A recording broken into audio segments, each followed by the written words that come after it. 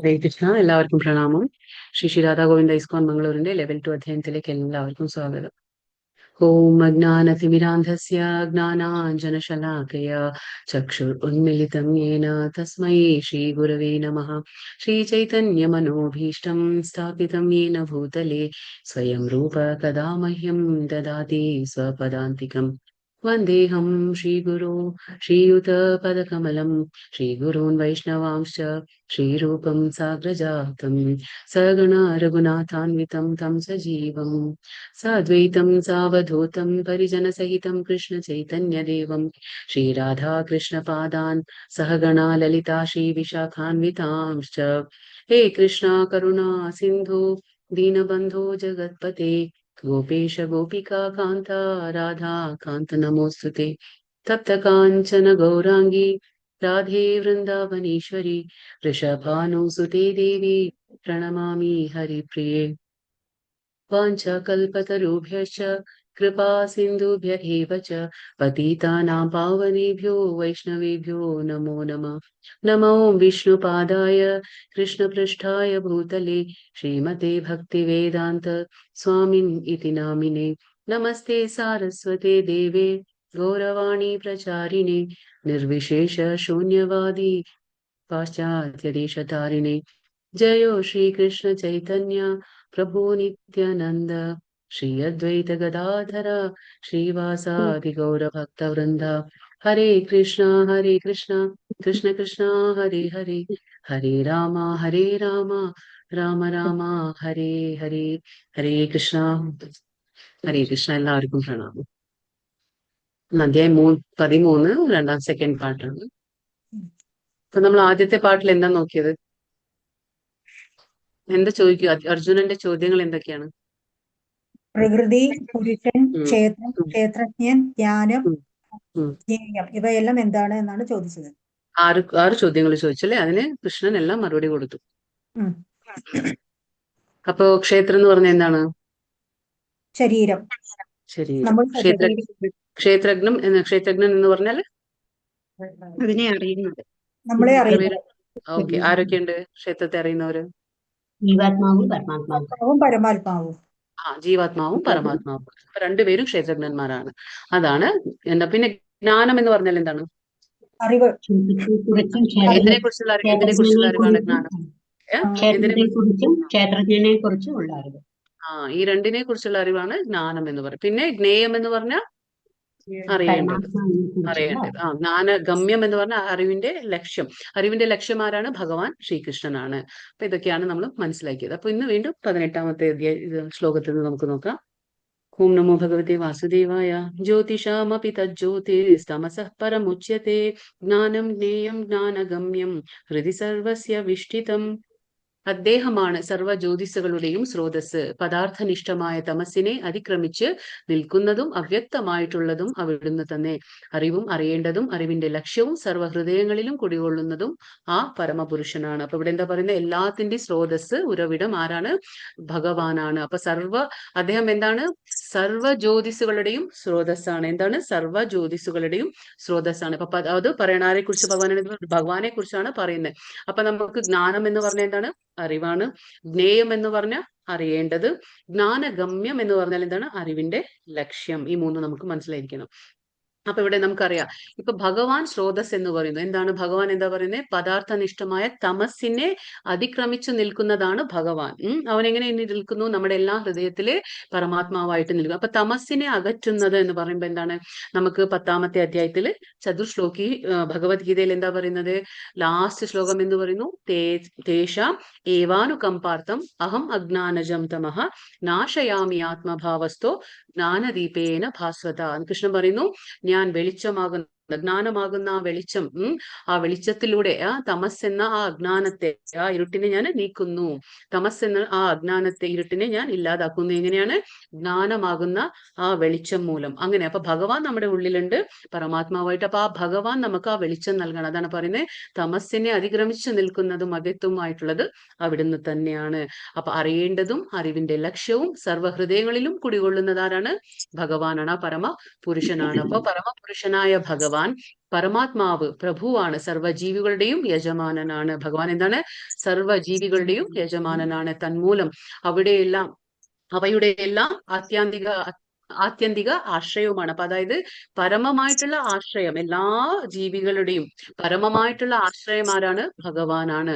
അങ്ങനെ പരമാത്മാവും ജീവാത്മാവും എക്കാലത്തും വ്യത്യസ്തങ്ങളായ വ്യത്യസ്തങ്ങളാണെന്നുള്ള ആ സത്യം അനിഷേധ്യമായി തീരുന്നു. അപ്പൊ നമുക്കത് ആ സത്യത്തെ നിഷേധിക്കാൻ പറ്റില്ല. ഏത് സത്യത്തെ? അതായത് പരമാത്മാവും ജീവാത്മാവും വ്യത്യസ്തമാണ് എന്നേക്കും. ഈ രണ്ടുപേരും രണ്ട് തന്നെയാണ്. ഇപ്പൊ നമ്മൾ മായാവാദികളുടെ കാര്യം പറയുമ്പോൾ അവരെന്ത് പറയും? അത് നമ്മൾ പറഞ്ഞില്ല, അദ്വൈത ഫിലോസഫി. അദ്വൈത എന്ന് പറഞ്ഞാൽ രണ്ടില്ല, ഒന്ന് തന്നെ. അവർ പറയുന്ന അദ്വൈത ഫിലോസഫിയിൽ എന്താണ്? ജീവാത്മാവും പരമാത്മാവും വേറെയല്ല എന്ന് ചിന്തിക്കും. അപ്പോ ഇവിടെ ആ സത്യത്തെ നമ്മൾ നിഷേധിക്കാൻ പറ്റില്ല. ഏത് സത്യത്തെ? പരമാത്മാവും ജീവാത്മാവും എക്കാലത്തും വ്യത്യസ്തങ്ങളാണ്.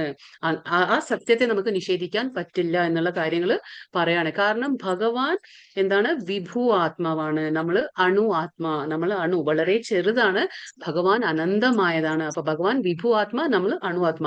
ആ രണ്ടിനും വ്യത്യാസം ഉണ്ട്. നമ്മൾ ഭഗവാന്റെ അംശം മാത്രമാണ്. ഇതി ക്ഷേത്രം തഥാ ജ്ഞാനം ജ്ഞേയം ചോക്തം സമാസതഃ മദ്ഭക്ത ഏതദ് വിജ്ഞാന മദ്ഭാവയോപപദ്യത്തെ. കർമ്മക്ഷേത്രം അതായത് ശരീരം, ജ്ഞാനം, ജ്ഞേയം എന്നിവയെ പറ്റി ഞാൻ സംക്ഷിപ്തമായി വിവരിച്ചു കഴിഞ്ഞു. എന്റെ ഭക്തന്മാർക്ക് മാത്രം ഈ വിഷയങ്ങൾ മനസ്സിലാക്കി എന്നെ പ്രാപിക്കാൻ കഴിയും. അപ്പൊ ഭഗവാൻ പറയുന്നു, ആർക്ക് ഭഗവാനെ മനസ്സിലാക്കാൻ കഴിയും? ഈ കാര്യങ്ങളെല്ലാം ആർക്കാ മനസ്സിലാക്കാൻ പറ്റുക? ഭഗവാന്റെ ഭക്തർക്ക് മാത്രം ഈ വിഷയങ്ങളൊക്കെ മനസ്സിലാക്കാൻ കഴിയും. മനസ്സിലാക്കിയിട്ട് എന്താണ്? ഭഗവാനെ പ്രാപിക്കാൻ കഴിയും. അപ്പോഴെന്താ പറയുന്നത്? കർമ്മക്ഷേത്രം എന്ന് പറഞ്ഞാൽ എന്താണ്? ശരീരം. കാരണം ഈ ആത്മാവ് ഉള്ളിലുണ്ട് അല്ലെ? ദേഹി എന്ന് പറഞ്ഞ ആത്മാവ്, അത് നമ്മുടെ ഉള്ളിലുണ്ട്. അപ്പൊ ആ ദേഹി ഏതൊരു ശരീരസ്ഥനായ ദേഹി എന്ന് നമ്മൾ പറയും. കാരണം എന്താണെന്ന് വെച്ചാൽ അതിനൊരു ശരീരം വേണം. ആ ശരീരം എന്താണ്? കർമ്മവേദി.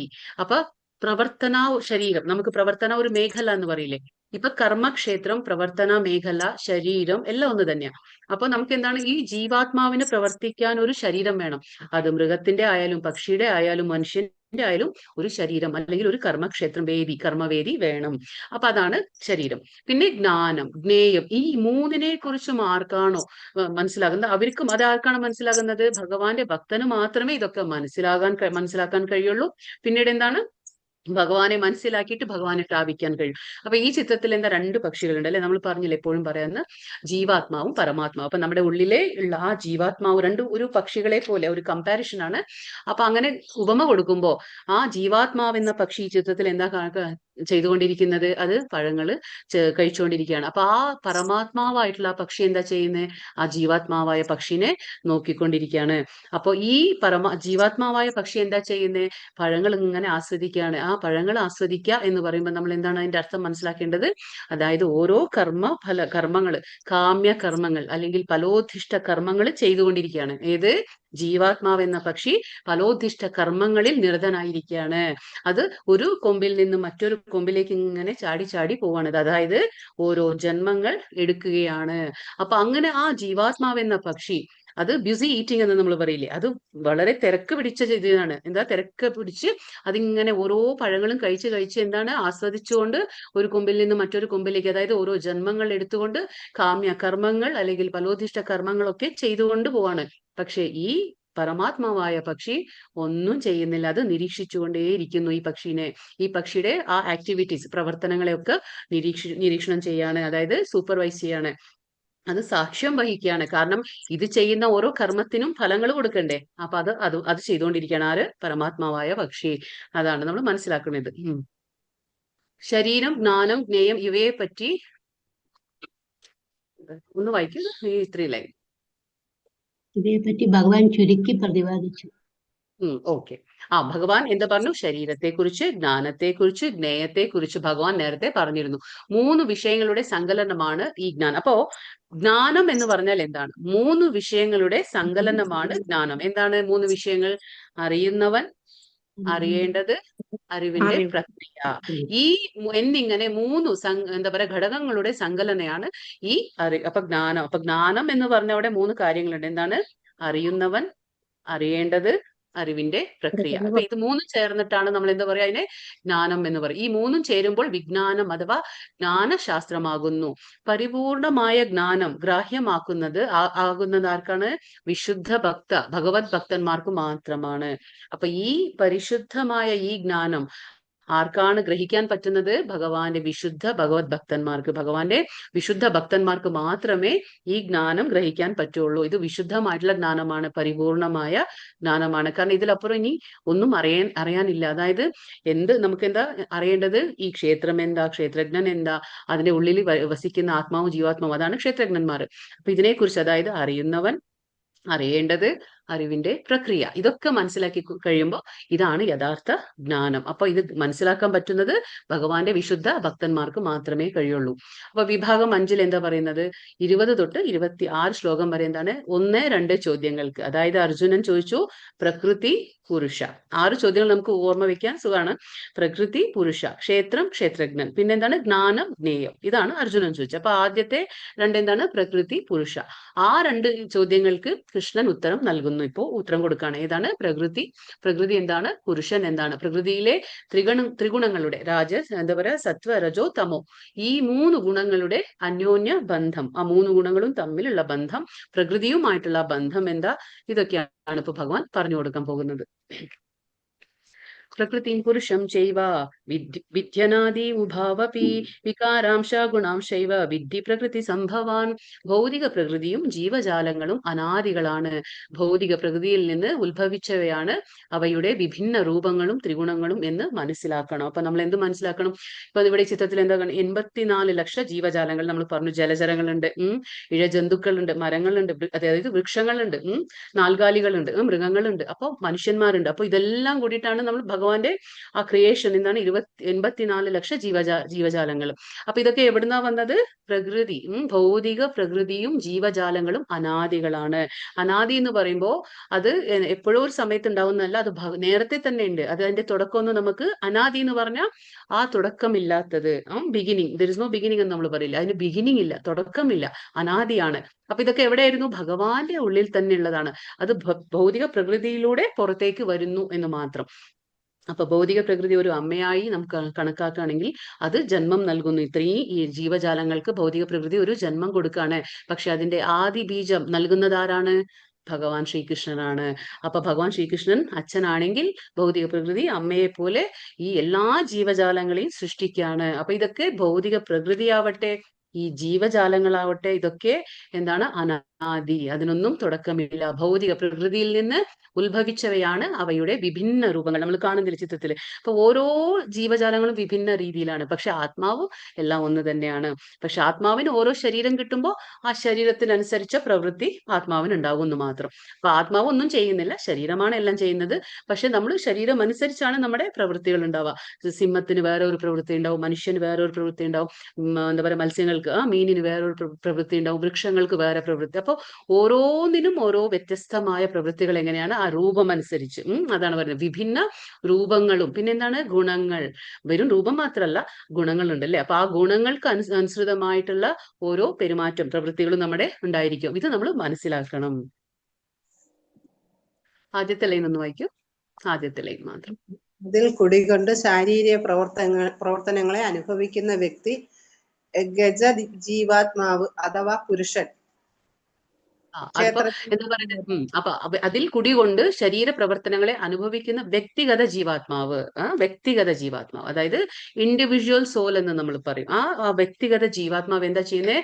അഥവാ പുരുഷൻ എന്താണ്? വ്യക്തിഗത ജീവാത്മാവ്. നമ്മൾ പറയില്ലേ, ഓരോ വ്യക്തിയിലും ഓരോ ജീവാത്മാവുണ്ട്, അതുകൊണ്ടാണ് വ്യക്തിഗത ജീവാത്മാവ് എന്ന് പറയുന്നത്. അതെന്താണ്? പുരുഷൻ. അതായത് ഇപ്പൊ പ്രകൃതിയെ കുറിച്ച് പറഞ്ഞു ഭഗവാൻ.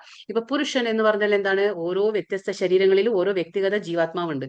അപ്പൊ അത് പുരുഷനാണ്. ക്ഷേത്രജ്ഞന്മാരിൽ ഒരാളാണ്. അപ്പൊ നമ്മൾ പറഞ്ഞില്ലേ, ക്ഷേത്രജ്ഞന്മാർ എത്രയാണ്? 2 പേരുണ്ട്. അപ്പൊ അതിൽ ഒരാൾ ആരാണ്? ഈ വ്യക്തിഗത ജീവാത്മാവ്. അത് കാരണം എന്തുകൊണ്ടാണ് വ്യക്തിഗത ജീവാത്മാവ് എന്ന് പറയുന്നത്? ഓരോ വ്യക്തിയിലും വ്യത്യസ്തമായ ഒരു ജീവാത്മാവുണ്ട്. അതിന് ഓരോ ശരീരം കിട്ടുമ്പോൾ അത് ഓരോ ശരീരത്തിലേക്ക് പോകുന്നു. അപ്പൊ അതൊരു എന്താണ്? അത് ഒരു പുരുഷനാണ്. അത് ഒരു ക്ഷേത്രജ്ഞനാണ്. അപ്പൊ ഏതാ പറയുന്നത് ഭഗവാൻ ഇവിടെ? മറ്റൊരു ക്ഷേത്രജ്ഞൻ ആരാണ് ഇവിടെ? പരമാത്മാവും. അപ്പൊ ഒരു ക്ഷേത്രജ്ഞൻ എന്താണ്? വ്യക്തിഗത ജീവാത്മാവ് ഒരു ക്ഷേത്രജ്ഞനാണെങ്കിൽ മറ്റൊരു ക്ഷേത്രജ്ഞൻ ആരാണ്? പരമാത്മാവാണ്.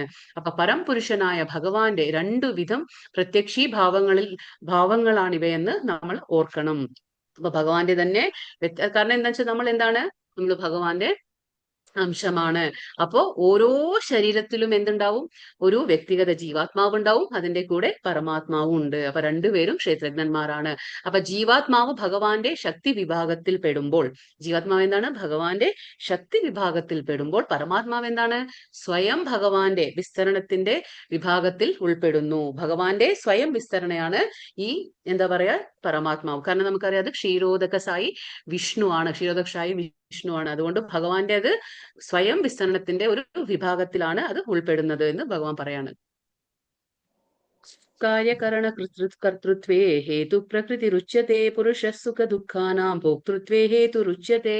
ഇവിടെ എന്താ പറയുക? ഭൗതികങ്ങളായ എല്ലാ കാര്യകാരണങ്ങൾക്കും ഹേതു പ്രകൃതിയാണെന്നും ഈ ലോകത്തിൽ വിവിധ സുഖദുഃഖങ്ങൾക്ക് ഹേതു ജീവസത്തയാണെന്നും പറയപ്പെടുന്നു. അതായത് ഈ ഭൗതിക പ്രകൃതിയിലെ എല്ലാ കാര്യങ്ങൾക്കും, അതായത് ഓരോ സൃഷ്ടി നമ്മൾ കാണുന്നല്ലേ, വ്യത്യസ്തമായ ആ വൈവിധ്യമായ ഓരോ സൃഷ്ടികൾ നമ്മൾ കാണുമ്പോൾ അതിനൊക്കെ കാരണം ആരാണ്?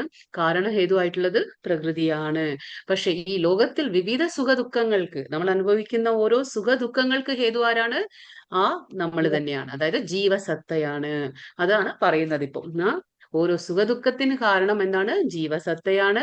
ഓരോ എന്താ പറയാ നമുക്ക് കാണുന്ന ഭൗതിക പ്രകൃതിയിൽ കാണുന്ന ഓരോ എന്താ പറയാ കാര്യകാരണങ്ങൾക്കും കാരണഹേതുവാകുന്നത് ഭൗതിക പ്രകൃതിയാണ്.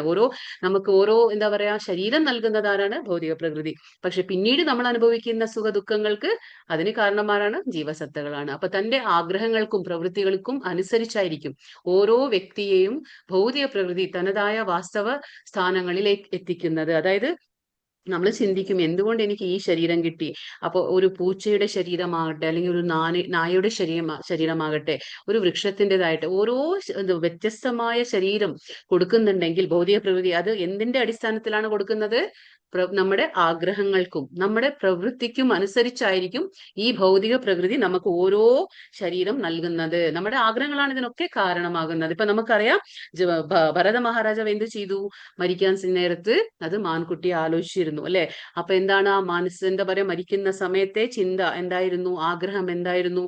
അതനുസരിച്ചു വേറൊരു ശരീരം ഭൗതിക പ്രകൃതി നൽകി. അതേപോലെയാണ് നമ്മുടെ ആഗ്രഹങ്ങളും നമ്മുടെ ഈ ഗുണങ്ങൾക്കനുസരിച്ചുള്ള പ്രവൃത്തി കാരണമാണ് നമുക്ക് ഓരോ വ്യക്തിഗതമായിട്ടുള്ള നമുക്ക് ഓരോ ശരീരം, വ്യത്യസ്തമായിട്ടുള്ള ഓരോ ശരീരം ഭൗതിക പ്രകൃതി നൽകുന്നത്.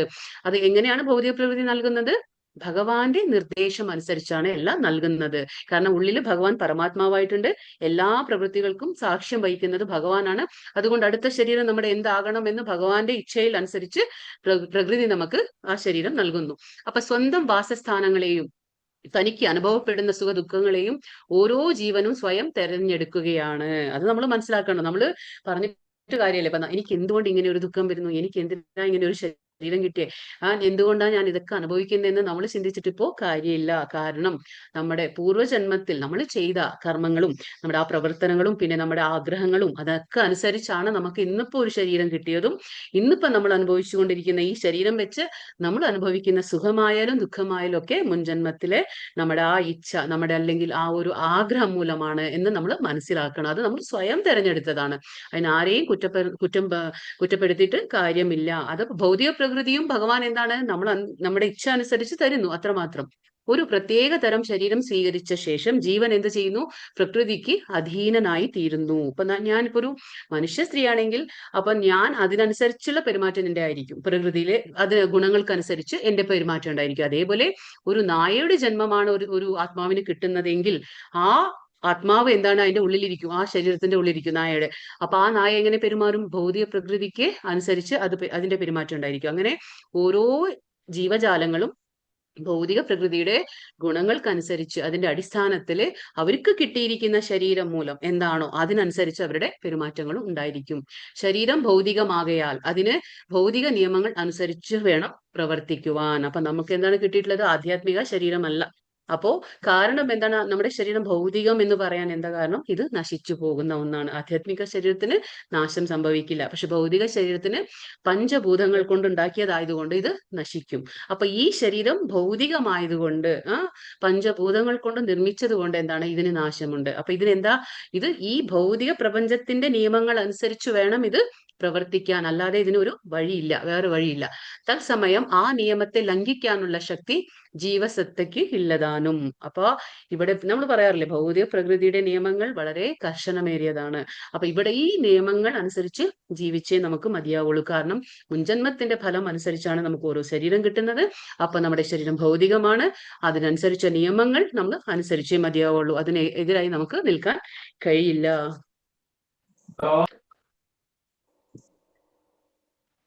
പുരുഷ പ്രകൃതിസ്ഥോ ഹി ഭുങ്ക്തേ പ്രകൃതിജാൻ ഗുണാൻ കാരണം ഗുണസംഗോസ്യ സദസദ്യോനി ജന്മസു. ഇത് നല്ല ശ്ലോകം തന്നെ, നല്ല ഇമ്പോർട്ടൻറ്റ് ശ്ലോകം. കാരണം എന്താണെന്ന് വെച്ചാൽ ഇതിൽ ഈ ശ്ലോകത്തിൽ നമുക്ക് മനസ്സിലാവും എന്തുകൊണ്ടാണ് നമുക്ക് ഓരോ സുഖദുഃഖം വരുന്നത്. എന്തിനാണ്? ഭൗതിക പ്രകൃതിയിൽ ജീവാത്മാവ് പ്രകൃതിയുടെ ത്രിഗുണങ്ങൾ അനുഭവിച്ചുകൊണ്ടുള്ള ജീവിത രീതി കൈകൊള്ളുന്നു. ഭൗതിക പ്രകൃതിയുമായുള്ള സമ്പർക്കത്തിലാണ് ഇത് സംഭവിക്കുന്നത്. അങ്ങനെ നല്ലതും ചീത്തയുമായ നാനാ യോനികളിൽ ജീവൻ പിറവിയെടുക്കുന്നു. അപ്പൊ ഓരോ ജീവനും അത് എങ്ങനെയാണ് പിറവിയെടുക്കുന്നതെങ്കിൽ അതെങ്ങനെയാണ്? കാരണം ഗുണസങ്കോസ്യ. ഈ കാരണം ഗുണസങ്കോസ്യ എന്ന് പറഞ്ഞാല് മൂന്ന് ഗുണങ്ങൾ, കാരണം സംഘ എന്ന് പറഞ്ഞാൽ എന്താണ്? ഈ മൂന്ന് ഗുണങ്ങളുടെ സമ്പർക്കത്താൽ നമ്മൾ ഈ മൂന്ന് ഗുണങ്ങൾ സത്വ രജസ് തമോ, ഒരു വ്യക്തി ഏത് ഗുണത്തിന്റെ സമ്പർക്കത്തിലാണോ അതനുസരിച്ച് അദ്ദേഹത്തിന്റെ പെരുമാറ്റം ഉണ്ടായിരിക്കും. ആ പെരുമാറ്റത്തിൽ അദ്ദേഹം പ്രവർത്തനങ്ങൾ ചെയ്യും. അങ്ങനെ പ്രവർത്തനങ്ങൾ ചെയ്ത് അദ്ദേഹത്തിന്റെ ആഗ്രഹങ്ങളും എല്ലാം രൂപപ്പെടും. അതനുസരിച്ച് അടുത്ത യോനി തയ്യാറാവണം. അനുസരിച്ച് അടുത്ത ജന്മം ഭഗവാൻ നമുക്ക് തയ്യാറാക്കി തരും. നമ്മൾ തമോ ഗുണത്തിലാണെങ്കിൽ നമ്മൾ അങ്ങനെയുള്ള നീചമായിട്ടുള്ള ആ യോനികളിലേക്ക് നമ്മൾ പോവും. നമ്മൾ നല്ല കർമ്മങ്ങൾ ചെയ്യുമ്പോൾ എന്താ പറയാ, ആ സത്വഗുണത്തിലാകുമ്പോൾ നമ്മൾ ദേവലോകത്തേക്കും പോകാൻ പറ്റും. നമ്മളല്ല രജോ ഗുണത്തിലാണെങ്കിൽ നമ്മൾ വീണ്ടും എന്താ പറയാ, കർമ്മഫലങ്ങൾ ചെയ്തുകൊണ്ടിരിക്കുന്ന ആ കുടുംബത്തിൽ നമ്മൾ വീണ്ടും ജനിക്കും. അപ്പൊ ഇങ്ങനെയാണ് ഭഗവാൻ പറയുന്നുണ്ട്, ഏത് ഗുണത്തിലാണോ നമ്മൾ അതനുസരിച്ച് നമുക്ക് അടുത്ത ജന്മം കിട്ടാണ്. അപ്പൊ ഇതിനെ ആരെയും പറഞ്ഞിട്ട് കാര്യമില്ല. അപ്പൊ അത് കാരണം ഗുണസങ്കോസ്യ, അതായത് മൂന്ന് ഗുണങ്ങളുടെ സമ്പർക്കത്താൽ നമ്മൾ വരുന്നത് കൊണ്ടാണ് നമ്മുടെ എന്താ പറയുക, പെരുമാറ്റം, നമ്മുടെ ആ സ്വഭാവം എല്ലാം രൂപപ്പെടുന്നത്. അതാണ് ഇതിന് കാരണമാകുന്നത്. ഇപ്പൊ ഓരോ ജീവജാലങ്ങളും ഇപ്പൊ എന്താണ് പറയുന്നത് ഇവിടെ, എങ്ങനെയാ ഇതൊന്ന് വായിക്കും ആദ്യത്തെ ലൈന്. എങ്ങനെ ഈ വിഭിന്ന ശരീരങ്ങളിൽ പെട്ടുപോകുന്നു. പ്രകൃതിയുടെ വ്യത്യസ്ത ഗുണങ്ങളുമായുള്ള വീഴ്ചയാണ് ഇതിന് കാരണം. അതിനാൽ ഈ ത്രിഗുണങ്ങളിൽ നിന്ന് ഉയർന്ന് ആധ്യാത്മിക അവസ്ഥയിൽ എത്തണം. അതിന് കൃഷ്ണ അവബോധം എന്ന് പറയുന്നു. എങ്ങനെയാണ് ഓരോരുത്തർക്കും വിഭിന്ന ശരീരങ്ങൾ കിട്ടുന്നത്? നമുക്ക് വ്യത്യസ്തമായ ഓരോ ഗുണങ്ങളുടെ ആ കാരണമാണ്. നമ്മൾ പറഞ്ഞില്ല, ഇപ്പോ ഏത് ഗുണത്തിലാണോ ഒരു ജീവാത്മാവ് സ്ഥിതി ചെയ്യുന്നത് ആ ഗുണത്തിലായിരിക്കും അദ്ദേഹത്തിന്റെ സ്വഭാവം രൂപപ്പെടുന്നത്. ആ സ്വഭാവം രൂപപ്പെടുമ്പോൾ അദ്ദേഹത്തിന് അടുത്ത ജന്മം, ഇപ്പൊ നമ്മൾ എന്താ പറയുന്നത്, നമ്മളിപ്പോ തുണി മാറുന്നത് പോലെ, നമ്മൾ എങ്ങനെയാണ് ഓരോ ഡ്രസ്സ് മാറുന്നത്, ആ ഡ്രസ്സ് മാറുന്നത് പോലെ ഈ ജീവാത്മാവ് എന്താണ്, ഈ ശരീരം ത്യാഗം ചെയ്ത് വേറൊരു ശരീരം സ്വീകരിക്കുകയാണ്. 84 ലക്ഷം ജീവജാലങ്ങളുണ്ട്. അപ്പൊ അതിലേതിലേക്കും നമ്മൾ ചെല്ലാം. കാരണം നമ്മുടെ ആ സ്വഭാവവും നമ്മുടെ ഗുണത്തിന്റെ ആ അടിസ്ഥാനമാക്കിക്കൊണ്ടാണ് നമുക്ക് ഭൗതിക പ്രകൃതി അടുത്ത ഒരു ജന്മം നമുക്ക് നൽകുന്നത്. അപ്പൊ നമ്മളത് മനസ്സിലാക്കണം. അപ്പോൾ ഡ്രസ്സ് മാറുന്നത് പോലെയാണ് ഈ ആത്മാവ് എന്താണ്, ശരീരം മാറുന്നത്. അപ്പൊ ഇതെന്താണ്, ഓരോ ശരീരത്തിലേക്ക് ഇത് മാറിക്കൊണ്ടിരിക്കുകയാണ്. എങ്ങനെയാണ്? ഈ ഗുണത്തിന്റെ അടിസ്ഥാനത്തിലാണ് ഇത് മാറിക്കൊണ്ടിരിക്കുന്നത്.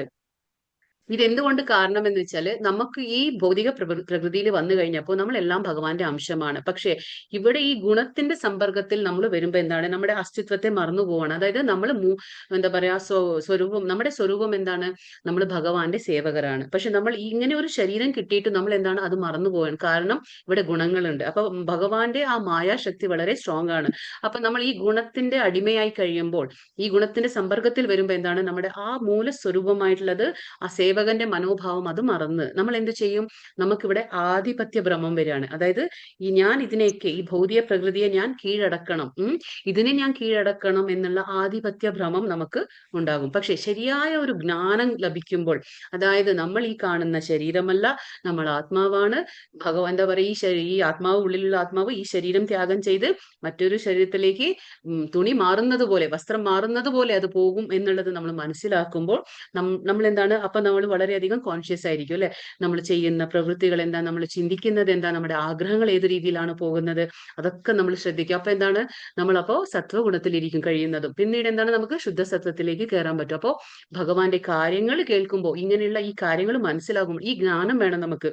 ഈ ജ്ഞാനം ഇല്ലെങ്കിൽ നമ്മൾ എന്താണ്, വീണ്ടും വീണ്ടും ഭൗതികതയിലെ ഓരോ ജന്മം എടുത്ത് ഇങ്ങനെ അലഞ്ഞു തിരിയും. നമ്മൾ ഇവിടെ തന്നെ ഈ ഭൂമിയിൽ തന്നെ, ഭൗതിക ഭൂമിയിൽ തന്നെ, ഭൗതികമായിട്ടുള്ള ഈ പ്രപഞ്ചത്തിൽ തന്നെ നമ്മൾ ഓരോ ശരീരം ഇങ്ങനെ മാറി മാറി ഇരിക്കും. അതുകൊണ്ട് നമ്മുടെ മൂല സ്വരൂപം നമ്മൾ മനസ്സിലാക്കണം. നമ്മൾ ഇവിടെ ആധിപത്യ ഭ്രമം മാറി കിട്ടണമെങ്കിൽ നമ്മൾ ആരാണ്, നമ്മൾ എന്താണ്, നമ്മുടെ ലക്ഷ്യം എന്താണ്, ജീവിതത്തിന്റെ ആ ഉദ്ദേശ്യം എന്താണ്, എവിടെ എത്തണം നമ്മൾ.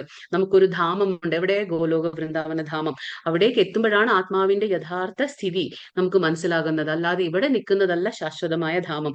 കാരണം ഈ ഭൂമി എങ്ങനെയുള്ളതാണ് ഭൂമി, ഇതെന്താ എങ്ങനെയുള്ളതാണ് ഭഗവാൻ പറഞ്ഞത്? അതെ, ദുഃഖാലയം അശാശ്വതം. അപ്പൊ ഇവിടെ എന്താണ്, ദുഃഖം മാത്രമേ ഉള്ളൂ. അപ്പൊ ഇവിടെ അശാശ്വതമാണ്, അസ്ഥിരവും ദുഃഖപൂർണവുമാണ് ഈ ഭൗതിക പ്രപഞ്ചം. അപ്പൊ ഇതല്ല നമ്മുടെ സ്ഥലം, ഇത് ഈശാവാസ്യം, ഇത് ഭഗവാന്റെ ആണ്. നമ്മളിവിടെ ടെമ്പററി ആയിട്ട് വന്നു. നമ്മൾ ഇവിടുന്ന് നമ്മുടെ കർമ്മങ്ങൾ എന്താണ്, നമ്മൾ ഭഗവത് സേവനത്തിൽ ഏർപ്പെട്ടുകൊണ്ട് നമ്മൾ ആ ധാമത്തിലേക്ക് തിരിച്ചു പോകണം. അതാണ് നമ്മുടെ ഉദ്ദേശ്യം.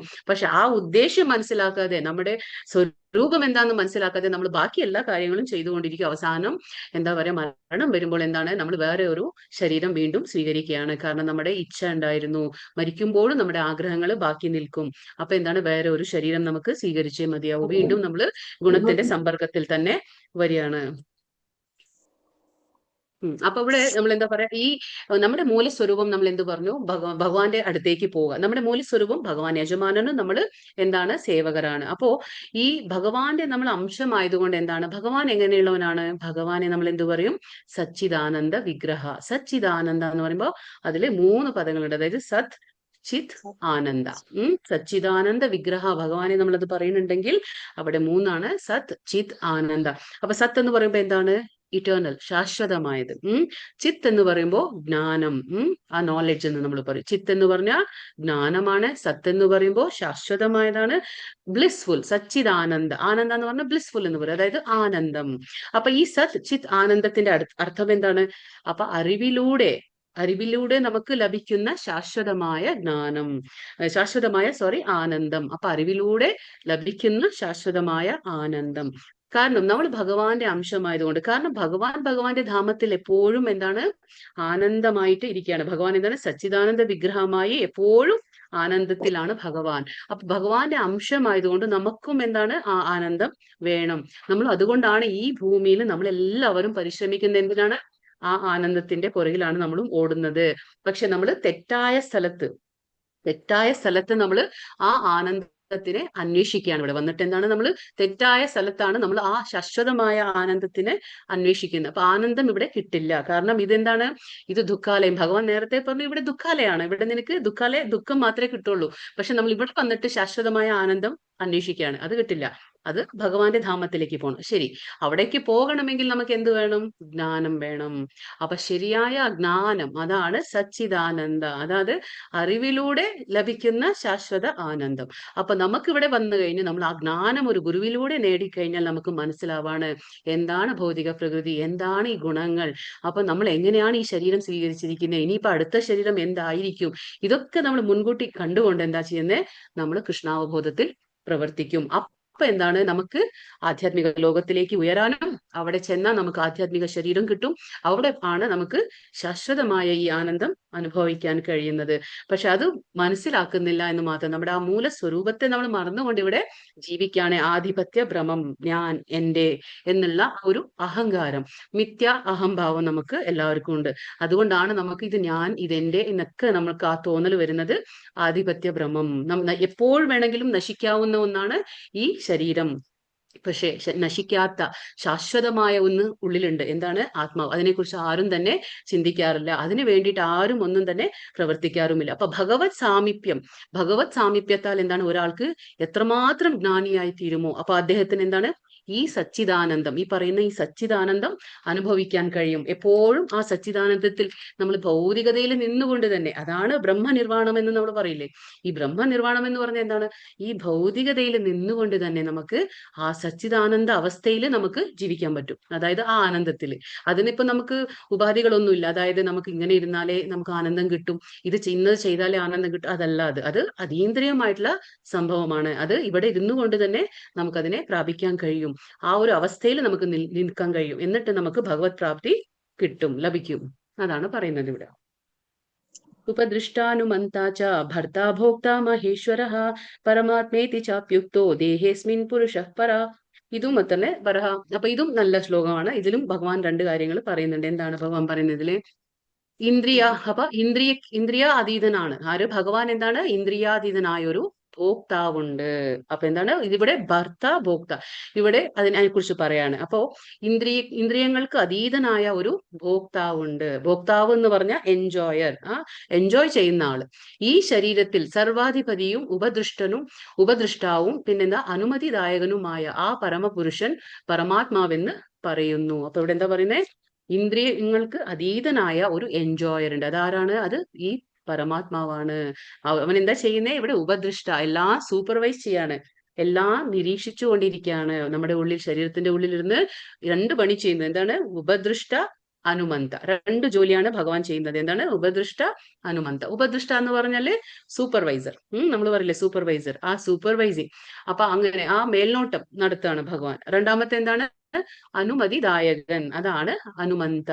അനുമന്ത എന്ന് പറയുമ്പോൾ അനുമതി, അതായത് പെർമിറ്റർ എന്ന് നമ്മൾ, സാങ്ഷണർ, പെർമിഷൻ കൊടുക്കുന്ന ആള്.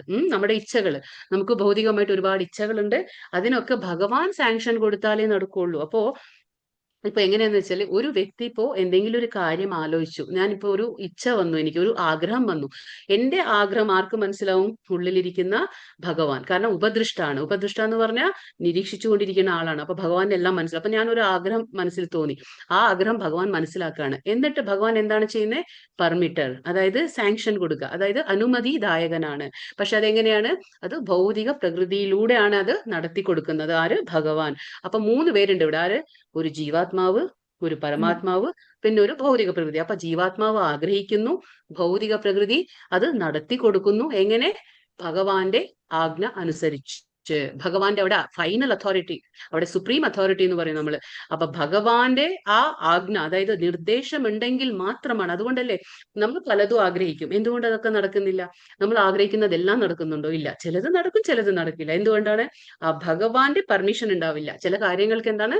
ഭഗവാന്റെ അവിടെ അനുമതി ഉണ്ടായിരിക്കില്ല. അതുകൊണ്ടാണ് ചിലത് നമുക്ക് ജീവിതത്തിൽ നടക്കില്ല.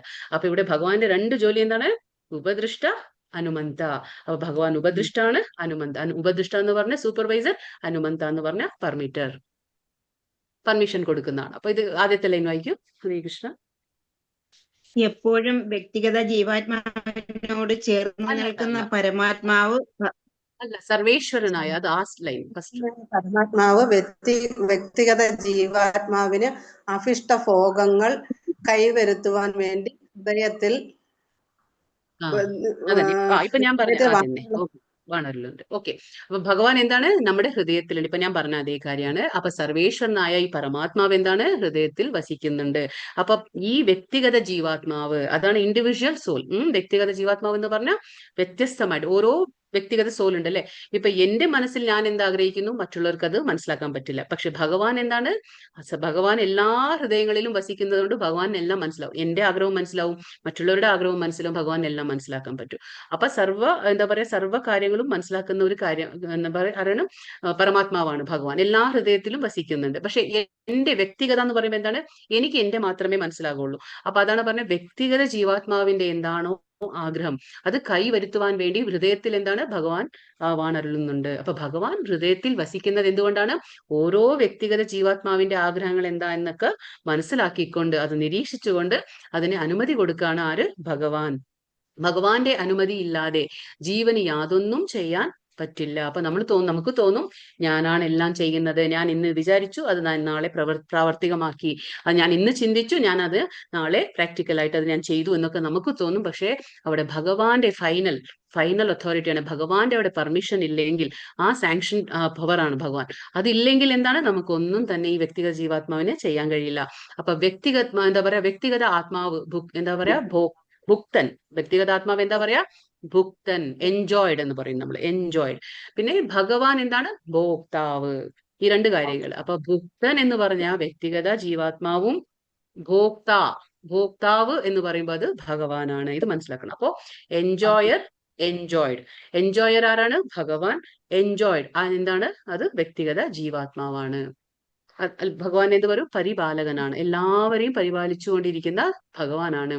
എണ്ണമറ്റ ജീവാത്മാക്കളുടെ കൂടെ അവയോടൊപ്പം സുഹൃത്ത് എന്ന നിലയിൽ വാഴുന്നു പരമാത്മാവ്. നമുക്കറിയാം 5:29 ശ്ലോകത്തിൽ നമ്മൾ മനസ്സിലാക്കിയല്ലേ, ആ സുഹൃത്ത് ഭഗവാൻ എന്താകുന്നു, സർവലോക മഹേശ്വര, സുഹൃതം സർവഭൂതാനാം ജ്ഞാത്വാമാം ശാന്തി മൃച്ഛതി. അപ്പൊ ഞാൻ എല്ലാ ജീവജാലങ്ങളുടെയും ഹൃദയത്തിൽ എന്താണ്, ഒരു സുഹൃത്ത് എന്ന പോലെ ഞാൻ വസിക്കുന്നു. അപ്പൊ മറ്റുള്ളവരുടെ ഒരു സുഹൃത്തായും അഭ്യുദയകാംക്ഷിയായി ഭഗവാൻ പ്രവർത്തിക്കുന്നു. ഭഗവാൻ നമ്മുടെ എല്ലാവരുടെയും സുഹൃത്തും അഭ്യുദയകാംക്ഷിയാണ്. അപ്പൊ എന്താ പറയാ, ഭുക്തൻ എന്ന് പറഞ്ഞ ജീവാത്മാവും ഭോക്ത എന്ന് പറഞ്ഞ പരമാത്മാവാണ്. യ ഏവം വേത്തി പുരുഷം പ്രകൃതിം ച ഗുണൈഃ സഹ സർവഥാ വർത്തമാനോപി ന സ ഭൂയോഭിജായതേ.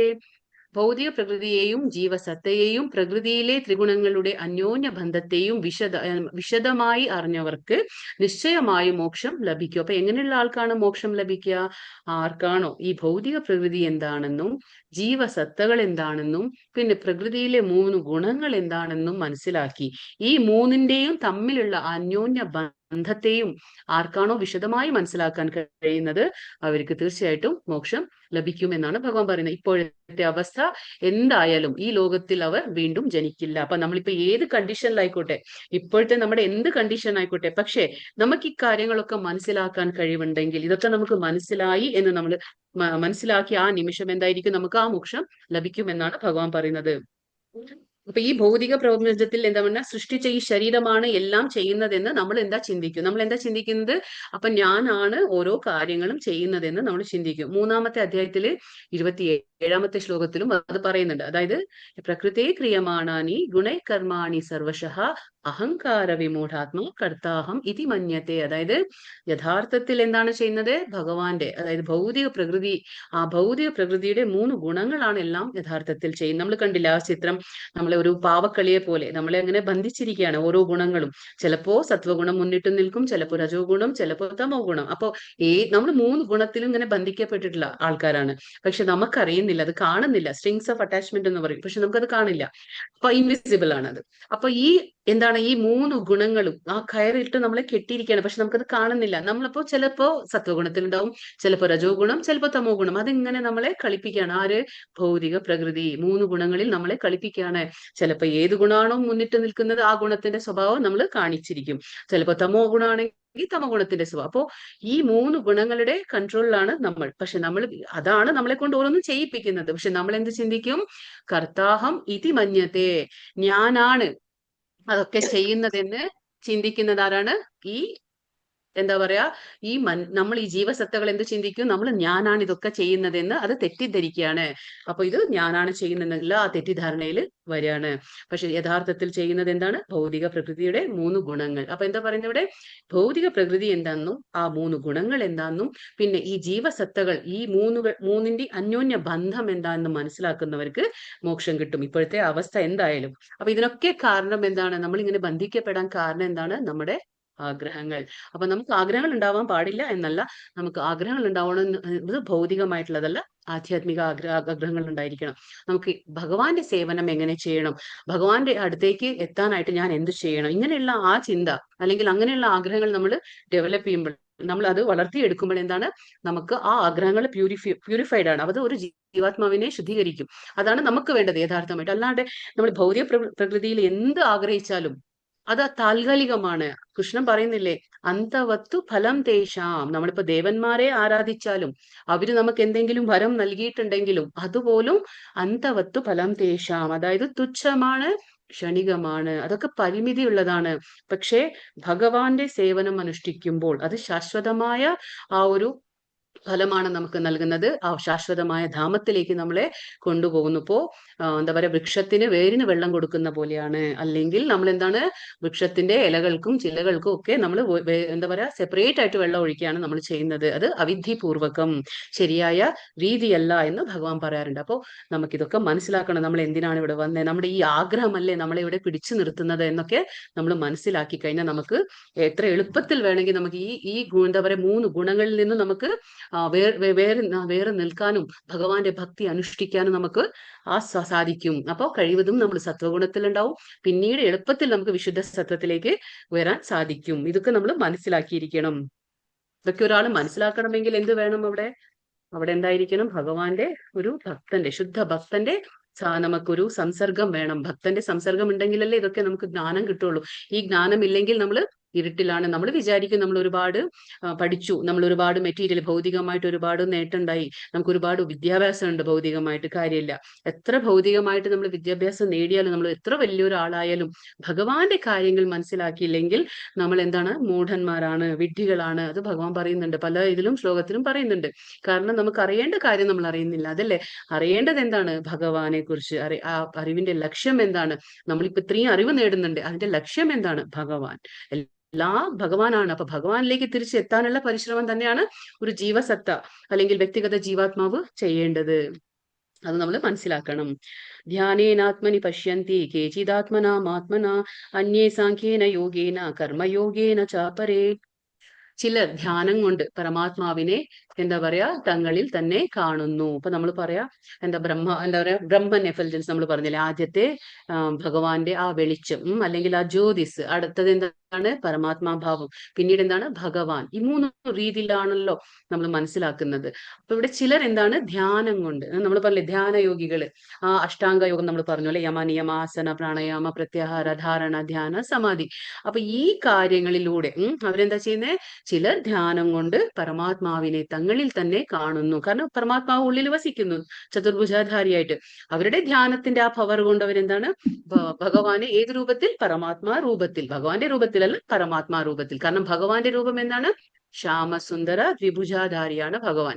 അപ്പൊ ഈ ചതുർഭുജാധാരിയായിട്ടാണ് ഈ ധ്യാനയോഗികൾ തങ്ങളുടെ ഹൃദയത്തിൽ കാണുന്നത്. മറ്റു ചിലർ എന്താ പറയാ തത്വശാസ്ത്രപരമായ ചർച്ചകളിലൂടെയും, ചിലർ നിഷ്കാമ കർമ്മ യോഗം കൊണ്ടും പരമാത്മാവിനെ കണ്ടെത്തുന്നു. അപ്പൊ നിഷ്കാമ കർമ്മയോഗം എന്ന് പറഞ്ഞാൽ എന്താണ്? അവിടെ നിഷ്കാമ, പേരിൽ തന്നെയുണ്ട്. അവിടെ കർമ്മം ചെയ്യുന്നു, നിഷ്കാമ, കാമമില്ല. അതായത് കാമ്യകർമ്മമല്ല. നമ്മൾ കർമ്മം ചെയ്യുന്നു, ആഗ്രഹങ്ങളില്ല, അതിന്റെ ഫലത്തിന്റെ ആഗ്രഹമില്ലാതെ. അപ്പൊ അതുകൊണ്ടാണ് ഒരു ഭക്തൻ കർമ്മം ചെയ്യുമ്പോഴും മറ്റേ ഒരു ഭൗതിക കർമ്മി ഭക്തൻ കർമ്മങ്ങൾ ചെയ്യുമ്പോൾ നമുക്ക് വ്യത്യാസം തോന്നില്ല. പുറത്തുനിന്ന് കാണുമ്പോൾ രണ്ടുപേരും ഒരേപോലെ തോന്നുമായിരിക്കും. പക്ഷെ എങ്കിലും ഭക്തൻ ചെയ്യുന്ന കർമ്മങ്ങളൊക്കെ നിഷ്കാമ കർമ്മ യോഗത്തിൽ വരും. കാരണം എന്താണെന്ന് വെച്ചാൽ ആ ഭക്തൻ അവിടെ യോഗമുണ്ട്. അതായത് ഭഗവാനുമായിട്ടുള്ള ഒരു ബന്ധമുണ്ട്. യോഗം എന്ന് പറഞ്ഞ കണക്ഷൻ നമ്മൾ പറഞ്ഞില്ലേ. അപ്പൊ ഭഗവാനുമായിട്ടുള്ള ഒരു ഭക്തന് കണക്ഷൻ ഉണ്ട്. അവിടെ നിഷ്കാമം, അവിടെ കാമമില്ല. അതായത് എന്താ പറയാ ഫലത്തിന് ആസക്തിയില്ല. അദ്ദേഹം കർമ്മം ചെയ്യുന്നുണ്ട്, ഫലത്തിന് ആസക്തിയില്ല, കർമ്മത്തിലും ആസക്തി ഉണ്ടാകില്ല. അതെന്താണ്? ഭഗവാന് വേണ്ടി കർമ്മം ചെയ്യുമ്പോൾ അത് നിഷ്കാമ കർമ്മ യോഗമായി തീരും. അങ്ങനെ അവര് ഭഗവാനെ കണ്ടെത്താൻ കഴിയും. ചിലരെന്താണ്? തത്വശാസ്ത്രപരമായി ചർച്ചകളിലൂടെ, അതായത് ജ്ഞാനികൾ. അപ്പൊ അവർക്ക് ഒരുപാട് ജ്ഞാനം നേടിയിട്ട് ആ ജ്ഞാനത്തിലൂടെ ഭഗവാനെ മനസ്സിലാക്കാൻ ശ്രമിക്കുന്നു. അപ്പൊ ഓരോരുത്തരുടെ ആ വ്യത്യസ്തമായ മനസ്സിലാക്കലാണ് ഭഗവാനോടെ പറയുന്നത്. അന്യേത്വേവം അജം അനന്തഃ ശ്രുത്വാനേഭ്യ ഉപാസത്തെ തേപി ചാതി തരന്ത്യേവ മൃത്യും ശ്രുതിപരായണാഃ. പിന്നെയും ചിലരുണ്ട്.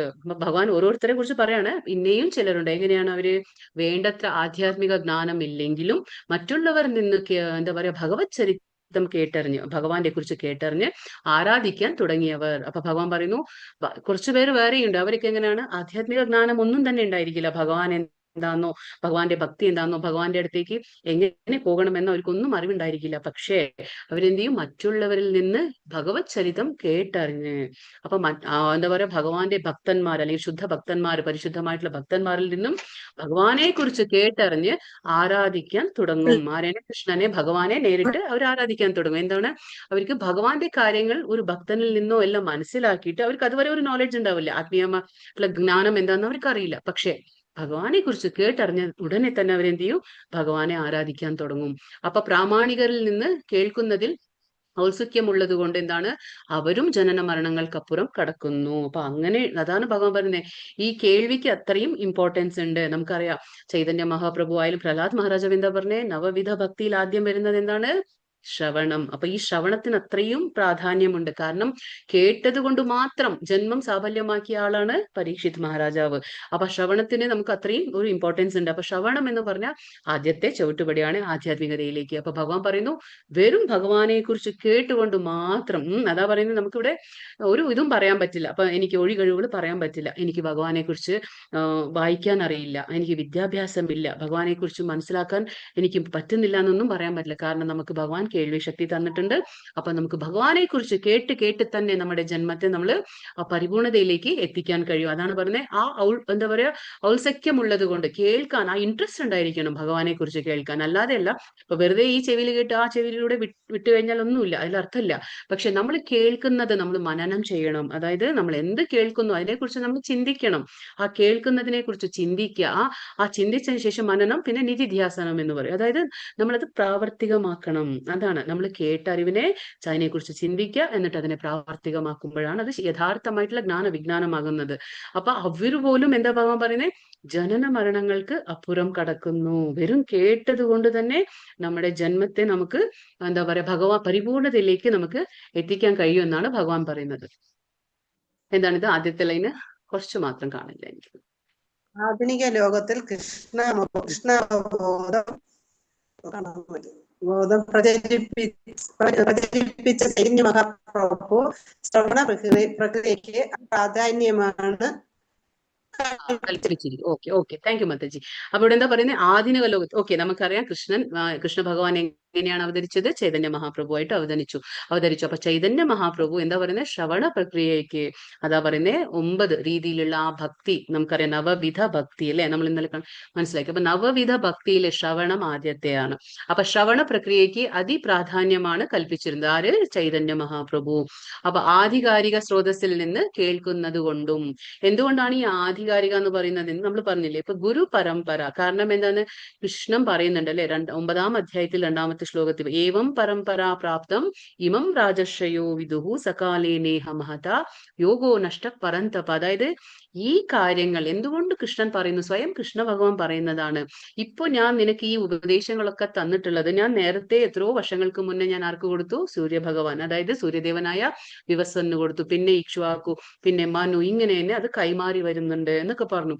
പിന്നെന്താ ഭഗവാൻ പറഞ്ഞേ? അത് കാലാനന്തരം എന്ത് സംഭവിച്ചു? അതിനെ ആ ചെയിൻ ഓഫ് ഡിസിപ്ലിക് സക്സഷൻ എന്ന് പറയും, അത് മുറിഞ്ഞുപോയി. ഗുരു പരമ്പര ശൃംഖല അത് നഷ്ടപ്പെട്ടു പോയി. അപ്പൊ എന്താണ് ഭഗവാൻ പറയുന്നത്? അതുകൊണ്ട് എനിക്ക് നിനക്ക് വീണ്ടും അത് ഞാൻ ഉപദേശിക്കേണ്ട ആവശ്യം വരുന്നു എന്ന് ഭഗവാൻ പറഞ്ഞു അല്ലെ. അപ്പൊ ഇതിൽ നിന്ന് നമ്മൾ എന്താ മനസ്സിലാക്കേണ്ടത്? ആ ഗുരു ശിഷ്യ പരമ്പരയിലൂടെ തന്നെ ഭഗവാന്റെ ആ ജ്ഞാനം കൈമാറി വരണം. നമ്മൾ പറഞ്ഞില്ല ഒരു ഉദാഹരണം. ഇപ്പോ മരത്തിന്റെ മുകളിൽ കയറി ആ മാങ്ങ പൊട്ടിച്ച് താഴേക്ക് എറിയുമ്പോഴെന്താണ്? അതിന്റെ ആ മൂലസ്വരൂപം അത് നഷ്ടപ്പെടും അല്ലെ.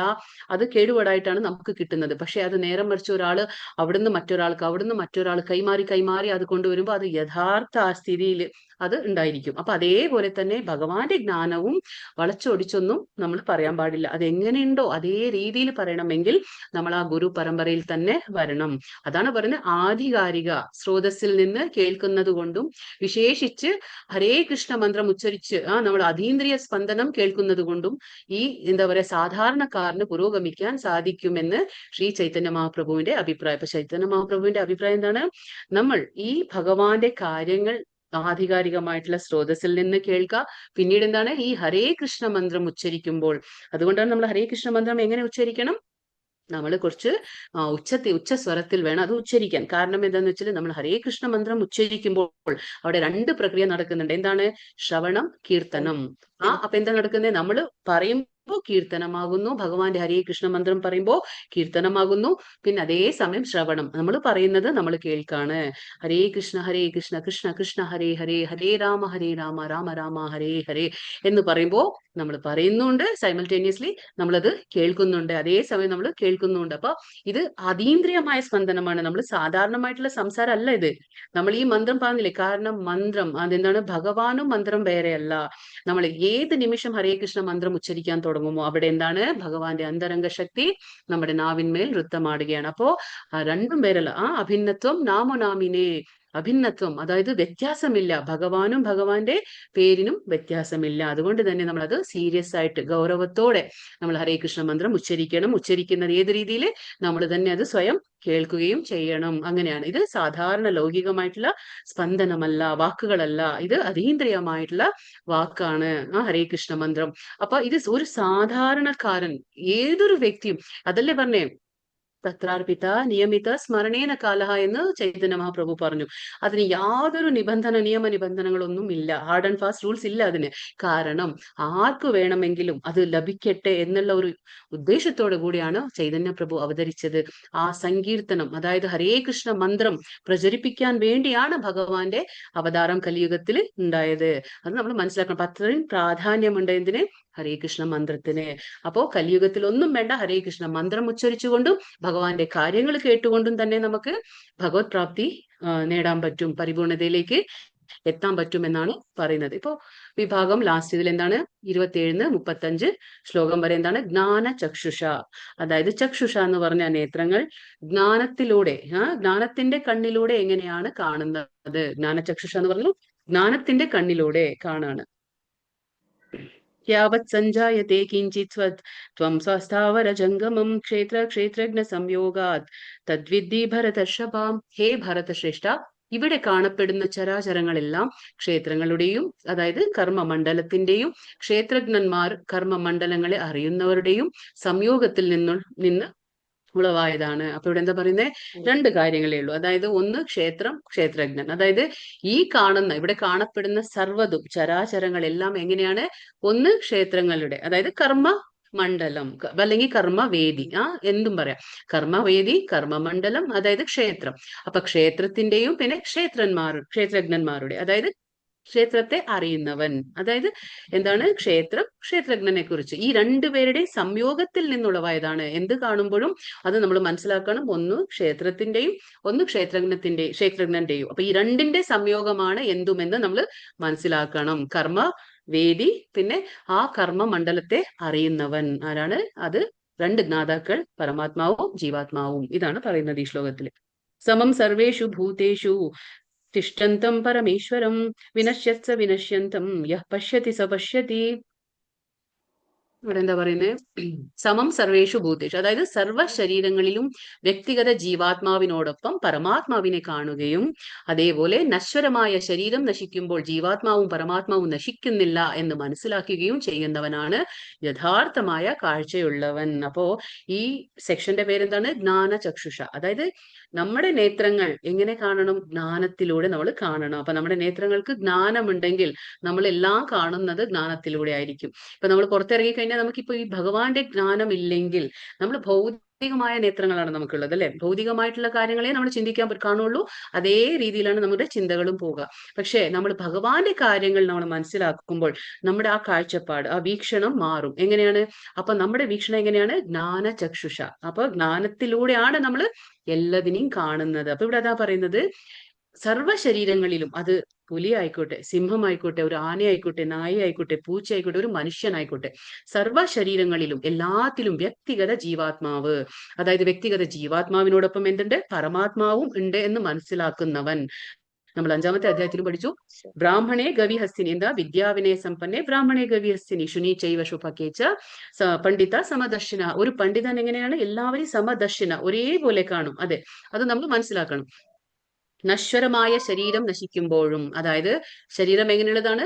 നശ്വരമായിട്ടുള്ളതാണ്. അപ്പൊ ഈ ശരീരം നശിക്കുമ്പോഴും, നശ്വരമായിട്ടുള്ള ഈ ശരീരം നശിക്കുമ്പോൾ എന്താണ്? അവിടെ ജീവാത്മാവും അതിന്റെ ഉള്ളിലുള്ള പരമാത്മാവും നശിക്കുന്നില്ല എന്ന് ആർക്കാണോ മനസ്സിലാകുന്നത്, അങ്ങനെ മനസ്സിലാക്കുന്നവനാണ് യഥാർത്ഥമായ കാഴ്ചയുള്ളവൻ. അല്ലാതെ നമുക്ക് ഭൗതികമായിട്ട് കണ്ണുണ്ടായിട്ട് ഒരു കാര്യമില്ല. നമുക്ക് അജ്ഞാന ചക്ഷുഷ ഇല്ലെങ്കിൽ നമ്മൾ ശരിക്കും ഒന്നും കാണില്ല. അപ്പൊ യഥാർത്ഥമായിട്ട് നമ്മളൊന്നും തന്നെ കാണുന്നില്ല എന്നാണ് ഭഗവാൻ പറയുന്നത്. എപ്പോഴാണോ നമുക്ക് ഈ ശരീരം നശിച്ചാൽ ഉള്ളിലുള്ള രണ്ടുപേരും നശിക്കുന്നില്ല, അത് എന്താ പറയാ, അനശ്വരമാണ്, അനാദിയാണ് എന്ന് മനസ്സിലാക്കുക, അപ്പോഴാണ് ഒരു വ്യക്തിക്ക് ജ്ഞാന ചക്ഷുഷ ഉണ്ടെന്ന് നമുക്ക് പറയാൻ പറ്റുക. അപ്പൊ അദ്ദേഹം ശരിയായ രീതിയിലാണ് കാണുന്നത്, ശരിയായ കാഴ്ച അദ്ദേഹത്തിന് ഉണ്ടെന്ന് നമുക്ക് മനസ്സിലാക്കാൻ പറ്റും. സമം പശ്യൻ ഹി സർവത്ര സമവസ്ഥിതം ഈശ്വരം ന ഹിനസ്യാത്മനാത്മാനം തതോ യാതി പരാം ഗതിം. എവിടെയും ഏതൊരു ജീവിയിലും ഒരേ വിധം കുടികൊള്ളുന്ന പരമാത്മാവിനെ ദർശിച്ചാൽ ആ മനുഷ്യൻ സ്വമനസ്സുകൊണ്ട് സ്വയം അധപതിക്കില്ല. അപ്പൊ എന്താണ്? അങ്ങനെ ഇന്ദ്രിയാതീതമായ ലക്ഷ്യത്തോട് അയാൾ അടുക്കുന്നു. അപ്പൊ ഇവിടെ എന്താ പറയുന്നത്? ഏതൊരു വ്യക്തിയാണോ, ഇപ്പൊ നമ്മൾ പറഞ്ഞ പോലെ എല്ലാ ജീവജാലങ്ങളിലും എന്തുണ്ട്? ജീവജാലങ്ങളുടെ ആ ശരീരം, ഭൗതികമായിട്ടുള്ള ശരീരം നശിക്കും. പക്ഷെ ആ ശരീരം നശിക്കുമ്പോഴും അതിന്റെ ഉള്ളിലുള്ള പരമാത്മാവും ജീവാത്മാവും നശിക്കുന്നില്ല എന്ന് മനസ്സിലാക്കിക്കൊണ്ട്, ആ ജ്ഞാനത്തിൽ മനസ്സിലാക്കിക്കൊണ്ട് എന്താണ്? പരമാത്മാവിനെ ദർശിച്ചാൽ ആ മനുഷ്യൻ എന്താണ്? ഇപ്പൊ നമുക്കൊരു ആനയെ കാണുമ്പോഴായിക്കോട്ടെ, ഒരു ഇഴജന്തുവിനെ കാണുമ്പോഴായിക്കോട്ടെ, എന്തൊരു എന്താ പറയാ, ഒരു സംഭവത്തെ കാണുമ്പോഴും നമുക്ക് എന്താ ഉടനടി ഓർമ്മ വരണ്ടേ? എല്ലാത്തിലും ആരുണ്ട്? ഭഗവാനുണ്ട്. പരമാത്മാവായിട്ട് എല്ലാ ജീവജാലങ്ങളിലും ഭഗവാൻ വസിക്കുന്നുണ്ട് എന്നുള്ള ആ ഒരു വീക്ഷണം നമുക്ക് വന്നു കഴിഞ്ഞാൽ തന്നെ ഒരു വ്യക്തിയും സ്വയം എന്താണ്? അധപതിക്കുകയില്ല. അപ്പൊ മനസ്സുകൊണ്ട് ഒരാളും തന്നെ അധപതിക്കുന്നില്ല. കാരണം അദ്ദേഹത്തിന് നോളജ് ആണ്, അദ്ദേഹത്തിന് ശരിയായ രീതിയിലുള്ള ജ്ഞാനം കിട്ടിക്കഴിഞ്ഞു. അപ്പൊ അയാള് സ്വന്തം അധപതനത്തിന്റെ ആ വഴിയിലൂടെ അദ്ദേഹം സഞ്ചരിക്കുക. അദ്ദേഹം എങ്ങനെയാണ് ചെയ്യുന്നത്? അങ്ങനെ ഇന്ദ്രിയാതീതമായ ലക്ഷ്യത്തോട് അയാൾ അടുക്കുന്നു. ഈ കാര്യങ്ങളൊക്കെ മനസ്സിലാക്കുമ്പോൾ നമുക്ക് മറ്റുള്ളവരോട് അസൂയ തോന്നില്ല, നമുക്ക് മറ്റുള്ളവരോട് ഒന്നും തോന്നില്ല, അല്ലെ? യാതൊരു രീതിയിലുള്ള ആ ഒരു എന്താ പറയാ, നെഗറ്റീവ് ആയിട്ടുള്ള ആ വിചാരങ്ങൾ നമ്മുടെ മനസ്സിൽ വരില്ല. ഉടനടി നമ്മൾ എന്ത് പറയും? ഭഗവാനെ ഓർക്കും. ഭഗവാനെ ഓർക്കുമ്പോൾ നമുക്ക് ചീത്തയായിട്ടുള്ള കർമ്മങ്ങൾ നമുക്ക് ചെയ്യില്ല, നമ്മൾ നീചമായിട്ടുള്ള കർമ്മങ്ങൾ നമ്മൾ ചെയ്യില്ല. കാരണം നമുക്കറിയാം എല്ലാത്തിനും കർമ്മഫലം ഉണ്ടാവും, എല്ലാവരുടെ ഉള്ളിലും ഭഗവാൻ ഉണ്ട്, ആത്മാവായിട്ട് ആത്മാവിന്റെ കൂടെ പരമാത്മാവായി സാക്ഷ്യം വഹിക്കുന്നു. ഉടനടി നമ്മൾ അധപതനത്തിന്റെ വഴി വിട്ടിട്ട് നമ്മൾ എന്താണ്? ആ പരമലക്ഷ്യമായ അതീന്ദ്രിയ ലക്ഷ്യത്തോട് നമ്മൾ അടുക്കുകയാണ് ചെയ്യുന്നത്. അപ്പൊ ഇവിടെ സാധാരണ നിലയിൽ വിഷയാസക്തമാണ് മനസ്സ്. പക്ഷെ അത് പരമാത്മാവിലേക്ക് തിരിഞ്ഞാൽ മനുഷ്യന് ആധ്യാത്മിക ജ്ഞാനം മാർഗത്തിൽ പുരോഗമിക്കാം. ഒരു മിനിറ്റ്.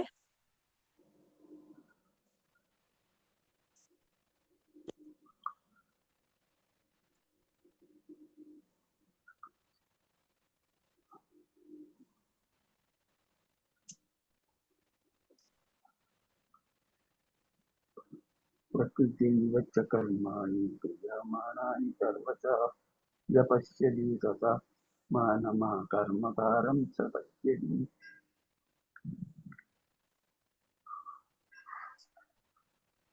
प्रकृतिव च कर्माणि क्रियमाणानि सर्वथा य पश्यति तथा माना कर्मकारं च पश्यति. ഹരേ കൃഷ്ണ. ഹരേ കൃഷ്ണ. ഓക്കെ. അപ്പൊ എന്താ പറയുന്നത് ഇവിടെ? സാധാരണ നിലയിൽ വിഷയാസക്തമാണ് മനസ്സ്. പക്ഷെ അത് പരമാത്മാവിലേക്ക് തിരിഞ്ഞാൽ മനുഷ്യന് ആധ്യാത്മിക ജ്ഞാനമാർഗത്തിൽ പുരോഗമിക്കാം. അപ്പൊ ഇവിടെ സാധാരണമായിട്ട് നമ്മുടെ മനസ്സ് എന്താണ്? ആസക്തമാണ്. അപ്പോ വിഷയങ്ങൾ ഏതൊക്കെയാണ്? നമ്മൾ 5 ഇന്ദ്രിയങ്ങൾ അറിയാം, അല്ലെ? 5 പഞ്ചേന്ദ്രിയങ്ങളുണ്ട്, 5 ജ്ഞാനേന്ദ്രിയങ്ങളുണ്ട്. അപ്പൊ 5 ജ്ഞാനേന്ദ്രിയത്തിന്റെ വിഷയങ്ങൾ ഏതൊക്കെയാണ്? നല്ല പറഞ്ഞു. കണ്ണ്, മൂക്ക്, അത് ഇതാണ് ഇന്ദ്രിയങ്ങൾ, അത് ഇന്ദ്രിയങ്ങൾ, ജ്ഞാനേന്ദ്രിയങ്ങൾ. അപ്പൊ അതിന്റെ വിഷയങ്ങൾ ഏതൊക്കെയാണ്?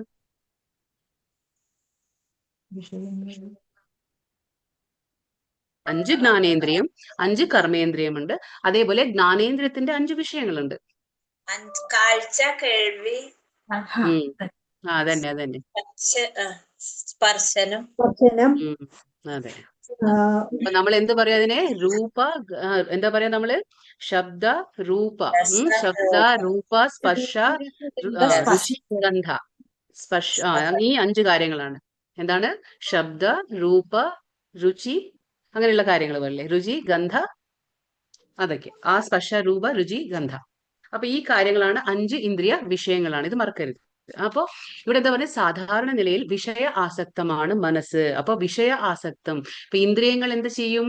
കണ്ണുള്ളത് കൊണ്ട് ഇപ്പൊ നമ്മൾ എന്ത് കാണും, പിന്നെ ചെവി ഉള്ളതുകൊണ്ട് കേൾക്കും. അപ്പൊ ഇങ്ങനെ ഈ ഇന്ദ്രിയങ്ങൾ എന്ത് ചെയ്യും? എപ്പോഴും ഇന്ദ്രിയങ്ങളുടെ വിഷയത്തിൽ ആസക്തനാണ്. ഇന്ദ്രിയങ്ങൾ എന്ത് ചെയ്യും? ഇന്ദ്രിയ വിഷയങ്ങളിൽ ആസക്തമാണ്. അപ്പൊ അതേപോലെയാണ് മനസ്സെന്താണ്? അന്തരേന്ദ്രിയമാണ്. അപ്പൊ മനസ്സെന്താണ്? അതും അന്തരേന്ദ്രിയ. അപ്പൊ മനസ്സും ഇന്ദ്രിയത്തിൽ പെടും അല്ലെ? നമ്മൾ 11 ഇന്ദ്രിയങ്ങളാണ് പറയുന്നത്. അപ്പോ ജ്ഞാനേന്ദ്രിയ, 5 കർമ്മേന്ദ്രിയ, അപ്പൊ മനസ്സും, അപ്പൊ എല്ലാം കൂടി എന്താണ്? 11 ഇന്ദ്രിയങ്ങൾ. അപ്പൊ ഈ മനസ്സ് എന്താ ചെയ്യുന്നത്? മനസ്സും വിഷയത്തിൽ ആസക്തമാവുകയാണ്. അപ്പോ പക്ഷേ അത് പരമാത്മാവിലേക്ക് നമ്മൾ തിരിച്ചാൽ എന്താണ്? ഈ മനസ്സിനെ നമ്മൾ പരമാത്മാവിലേക്ക് തിരിഞ്ഞു കഴിഞ്ഞാൽ എന്താണ്? മനുഷ്യന് ആധ്യാത്മിക ജ്ഞാനമാർഗത്തിൽ പുരോഗമിക്കാൻ കഴിയും. അതാണ് ഇപ്പൊ നമ്മൾ പറയില്ലേ, ഈ രണ്ട് നമുക്ക് ചോയ്സ് ഉണ്ട്. ഒന്നുകിൽ നമ്മൾ മായാദേവി, അതായത് ഭഗവാന്റെ ബഹിരംഗ ശക്തിയായ മായാദേവിയുടെ പിടുത്തത്തിലാവണോ, അല്ല എങ്കിൽ നമ്മൾ ഭഗവാന്റെ അന്തരംഗ ശക്തിയായ ആ രാധാറാണിയുടെ അവിടേക്ക് നമ്മൾ ആ ഭഗവാന്റെ ആധ്യാത്മിക കാര്യങ്ങൾ ചെയ്യുമ്പോൾ അന്തരംഗ ശക്തിയാൽ നമ്മൾ സുരക്ഷിതരാണ്. അപ്പൊ ഏതിന്റെ സേവനം ചെയ്യണം എന്നുള്ളത് നമ്മുടെ ചോയ്സ് ആണ്. അപ്പൊ ആ ഒരു ഫ്രീഡം, ആ ഒരു സ്വാതന്ത്ര്യം ഭഗവാൻ നമുക്ക് തന്നിട്ടുണ്ട്. അപ്പൊ നമ്മൾ തീരുമാനിക്കുക, ഈ 3 ഗുണത്തിന്റെ അടിമയായി കഴിയണോ, അല്ല എങ്കിൽ 3 ഗുണത്തിനും അതീതരായി നിന്നുകൊണ്ട് ഭഗവാന്റെ ഭക്തിയുത സേവനം അനുഷ്ഠിക്കണോ എന്ന് നമ്മൾ തീരുമാനിക്കുക. അതാണ് പറയുന്നത്. അപ്പൊ ഇന്ദ്രിയങ്ങൾക്ക് എന്തെങ്കിലും വേണം, അത് വെറുതെ ഇരിക്കില്ല. ഇന്ദ്രിയങ്ങൾക്ക് എന്താണ്? മനസ്സും വെറുതെ ഇരിക്കില്ല, അതിന് എന്തെങ്കിലും പ്രവർത്തനാശീലമാകണം. അപ്പൊ അതിന് നമുക്ക് വെറുതെ ഇരുത്താൻ പറ്റില്ല. അപ്പോൾ നമ്മൾ ഹയർ ടേസ്റ്റ് കൊടുക്കുക. അതാണ് പറയുന്നത് പരം ദൃഷ്ട്വ നിവർത്തത്തെ. അതായത് നമ്മൾ എപ്പോഴാണോ ഇന്ദ്രിയങ്ങൾക്ക് ഉന്നതമായ രുചി കൊടുക്കുന്നത്, അപ്പോ താഴ്ന്ന രുചി തനിയെ ഇല്ലാതാകുന്നു. ഈ താഴ്ന്ന രുചി എന്താണ്? ഭൗതികമായിട്ടുള്ള വിഷയ ആസക്തി. ഈ ഭൗതികമായിട്ടുള്ള വിഷയ ആസക്തി, അതാണ് താഴ്ന്ന രുചി. ഹയർ ടേസ്റ്റ് എന്ന് പറയുന്നത്, ഉയർന്ന രുചി ഏതാണ്? ഉന്നതമായ രുചി ഭഗവാന്റെ കാര്യങ്ങൾ. ഇപ്പം നമ്മളൊക്കെ ചെയ്തുകൊണ്ടിരിക്കുന്നത് എന്താണ്? ഉയർന്ന രുചി കൊടുക്കുകയാണ്. എന്തിന്? നമ്മുടെ ഇന്ദ്രിയങ്ങൾക്ക്. കണ്ണിന് എന്താണ്? ഭഗവാന്റെ കാര്യങ്ങൾ, ഭഗവാന്റെ ചിത്രങ്ങൾ കാണുന്നു. ആ ചെവികൾ എന്താണ് ഉപയോഗിക്കുന്നത്? നമ്മൾ ഭഗവാന്റെ കാര്യങ്ങൾ കേൾക്കുന്നു. അപ്പോൾ വാഗൊണ്ട് നമ്മൾ ഭഗവാന്റെ കാര്യങ്ങൾ സംസാരിക്കുന്നു. അപ്പൊ ഇതെന്താണ്? നമ്മുടെ ഇന്ദ്രിയങ്ങളെ ആ ഭൗതിക വിഷയങ്ങളിൽ നിന്ന് മാറ്റി നമ്മൾ ആധ്യാത്മിക വിഷയങ്ങൾ കൊടുക്കുകയാണ്. അപ്പൊ ഹയർ ടേസ്റ്റ് ഇങ്ങനെ നമ്മൾ പരിശീലനം ചെയ്തു കഴിഞ്ഞാല്, ഈ ഹയർ ടേസ്റ്റ് കൊടുത്തുകൊണ്ടിരുന്നാൽ എന്താണ്? ആ മനസ്സ് തനിയെ ശാന്തമാകും. ഹരേ കൃഷ്ണ മന്ത്രം ഉച്ചരിക്കുമ്പോൾ, ഇങ്ങനെയുള്ള പ്രവൃത്തികൾ നമ്മൾ ചെയ്തുകൊണ്ടിരിക്കുമ്പോൾ ആ താഴ്ന്ന രുചി നമുക്ക് പോലും അറിയാതെ തന്നെ അത് കുറഞ്ഞു കുറഞ്ഞു വരും. അങ്ങനെ മാത്രമാണ് നമുക്ക് ആധ്യാത്മിക ജ്ഞാനത്തിലൂടെ നമുക്ക് പുരോഗമിക്കാൻ കഴിയുള്ളൂ. ഇത് നമ്മൾ മനസ്സിലാക്കണം.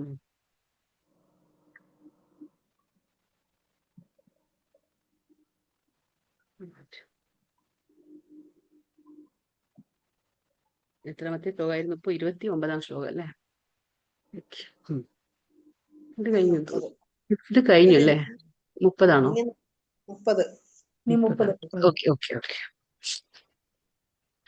പ്രകൃത്യൈവ ച കർമാണി ക്രിയമാണാനി സർവശഃ യഃ പശ്യതി തഥാത്മാനം അകർത്താരം സ പശ്യതി.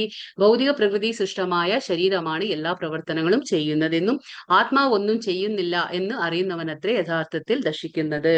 അപ്പൊ യഥാർത്ഥത്തിൽ ഒരു വ്യക്തി ദർശിക്കുന്നു എന്ന് നമ്മൾ എപ്പോ പറയാൻ പറ്റും? ദർശിക്കുന്നു എന്ന് പറഞ്ഞാൽ കാണുന്നു. ഒരു വ്യക്തി യഥാർത്ഥത്തിൽ കാണുന്നു. ആ സ പശ്യതി, പശ്യതി എന്ന് പറഞ്ഞാൽ കാണുന്നു. എങ്ങനെയാണ് കാണുന്ന ഒരു വ്യക്തി? പറയാം, നമ്മൾ യഥാർത്ഥത്തിൽ ശരിക്കും കാണുന്ന വ്യക്തി എങ്ങനെ കാണും? ഈ ഭൗതിക പ്രകൃതി സൃഷ്ടമായ ശരീരമാണ്, ഈ ശരീരമാണ് എല്ലാം ചെയ്യുന്നത്. 3 ഗുണങ്ങൾക്ക് എന്താ പറയാ, അടിമയായിക്കൊണ്ട് ഈ ശരീരമാണ് ഓരോ പ്രവർത്തനങ്ങൾ ചെയ്യുന്നത്. അല്ലാതെ ആത്മാവ് ഉള്ളിൽ ഒന്നും ചെയ്യുന്നില്ല. ആത്മാവിന് എന്താണ്? ഒരു ശരീരം വേണം, അത് ഏതെങ്കിലും ഒരു ശരീരത്തിൽ ചെന്നിരിക്കുന്നു. പക്ഷെ ഭൗതികമായിട്ട് കിട്ടുന്ന ശരീരം അനുസരിച്ച് പ്രവർത്തനങ്ങൾ മാറുന്നു. ഇപ്പോ നായയുടെ ശരീരത്തിലെ പ്രവർത്തനങ്ങൾ വ്യത്യാസമാണ്, മനുഷ്യന്റെ വ്യത്യാസമാണ്, ആനയുടെ വ്യത്യാസമാണ്, പൂച്ചയുടെ. അപ്പൊ ഓരോ ഭൗതികമായിട്ടുള്ള ശരീരത്തിന്റെ പ്രവർത്തനം വ്യത്യാസമാണ്. ഉള്ളിലിരിക്കുന്ന ആത്മാവ് ഒന്ന് തന്നെ. കാരണം ഇതിലാണെങ്കിൽ നാളെ ഇനിയൊരു ശരീരത്തിൽ അത് ചെല്ലും. അപ്പോ ശരീരമാണ്, ആ ഉള്ളിലുള്ള ആത്മാവ് ഒന്നും ചെയ്യുന്നില്ല. ആർക്കാണോ ഇത് മനസ്സിലാകുന്നത്, അവർ യഥാർത്ഥത്തിൽ മനസ്സിലാക്കിയ വ്യക്തിയാണെന്ന് നമുക്ക് പറയാൻ പറ്റും.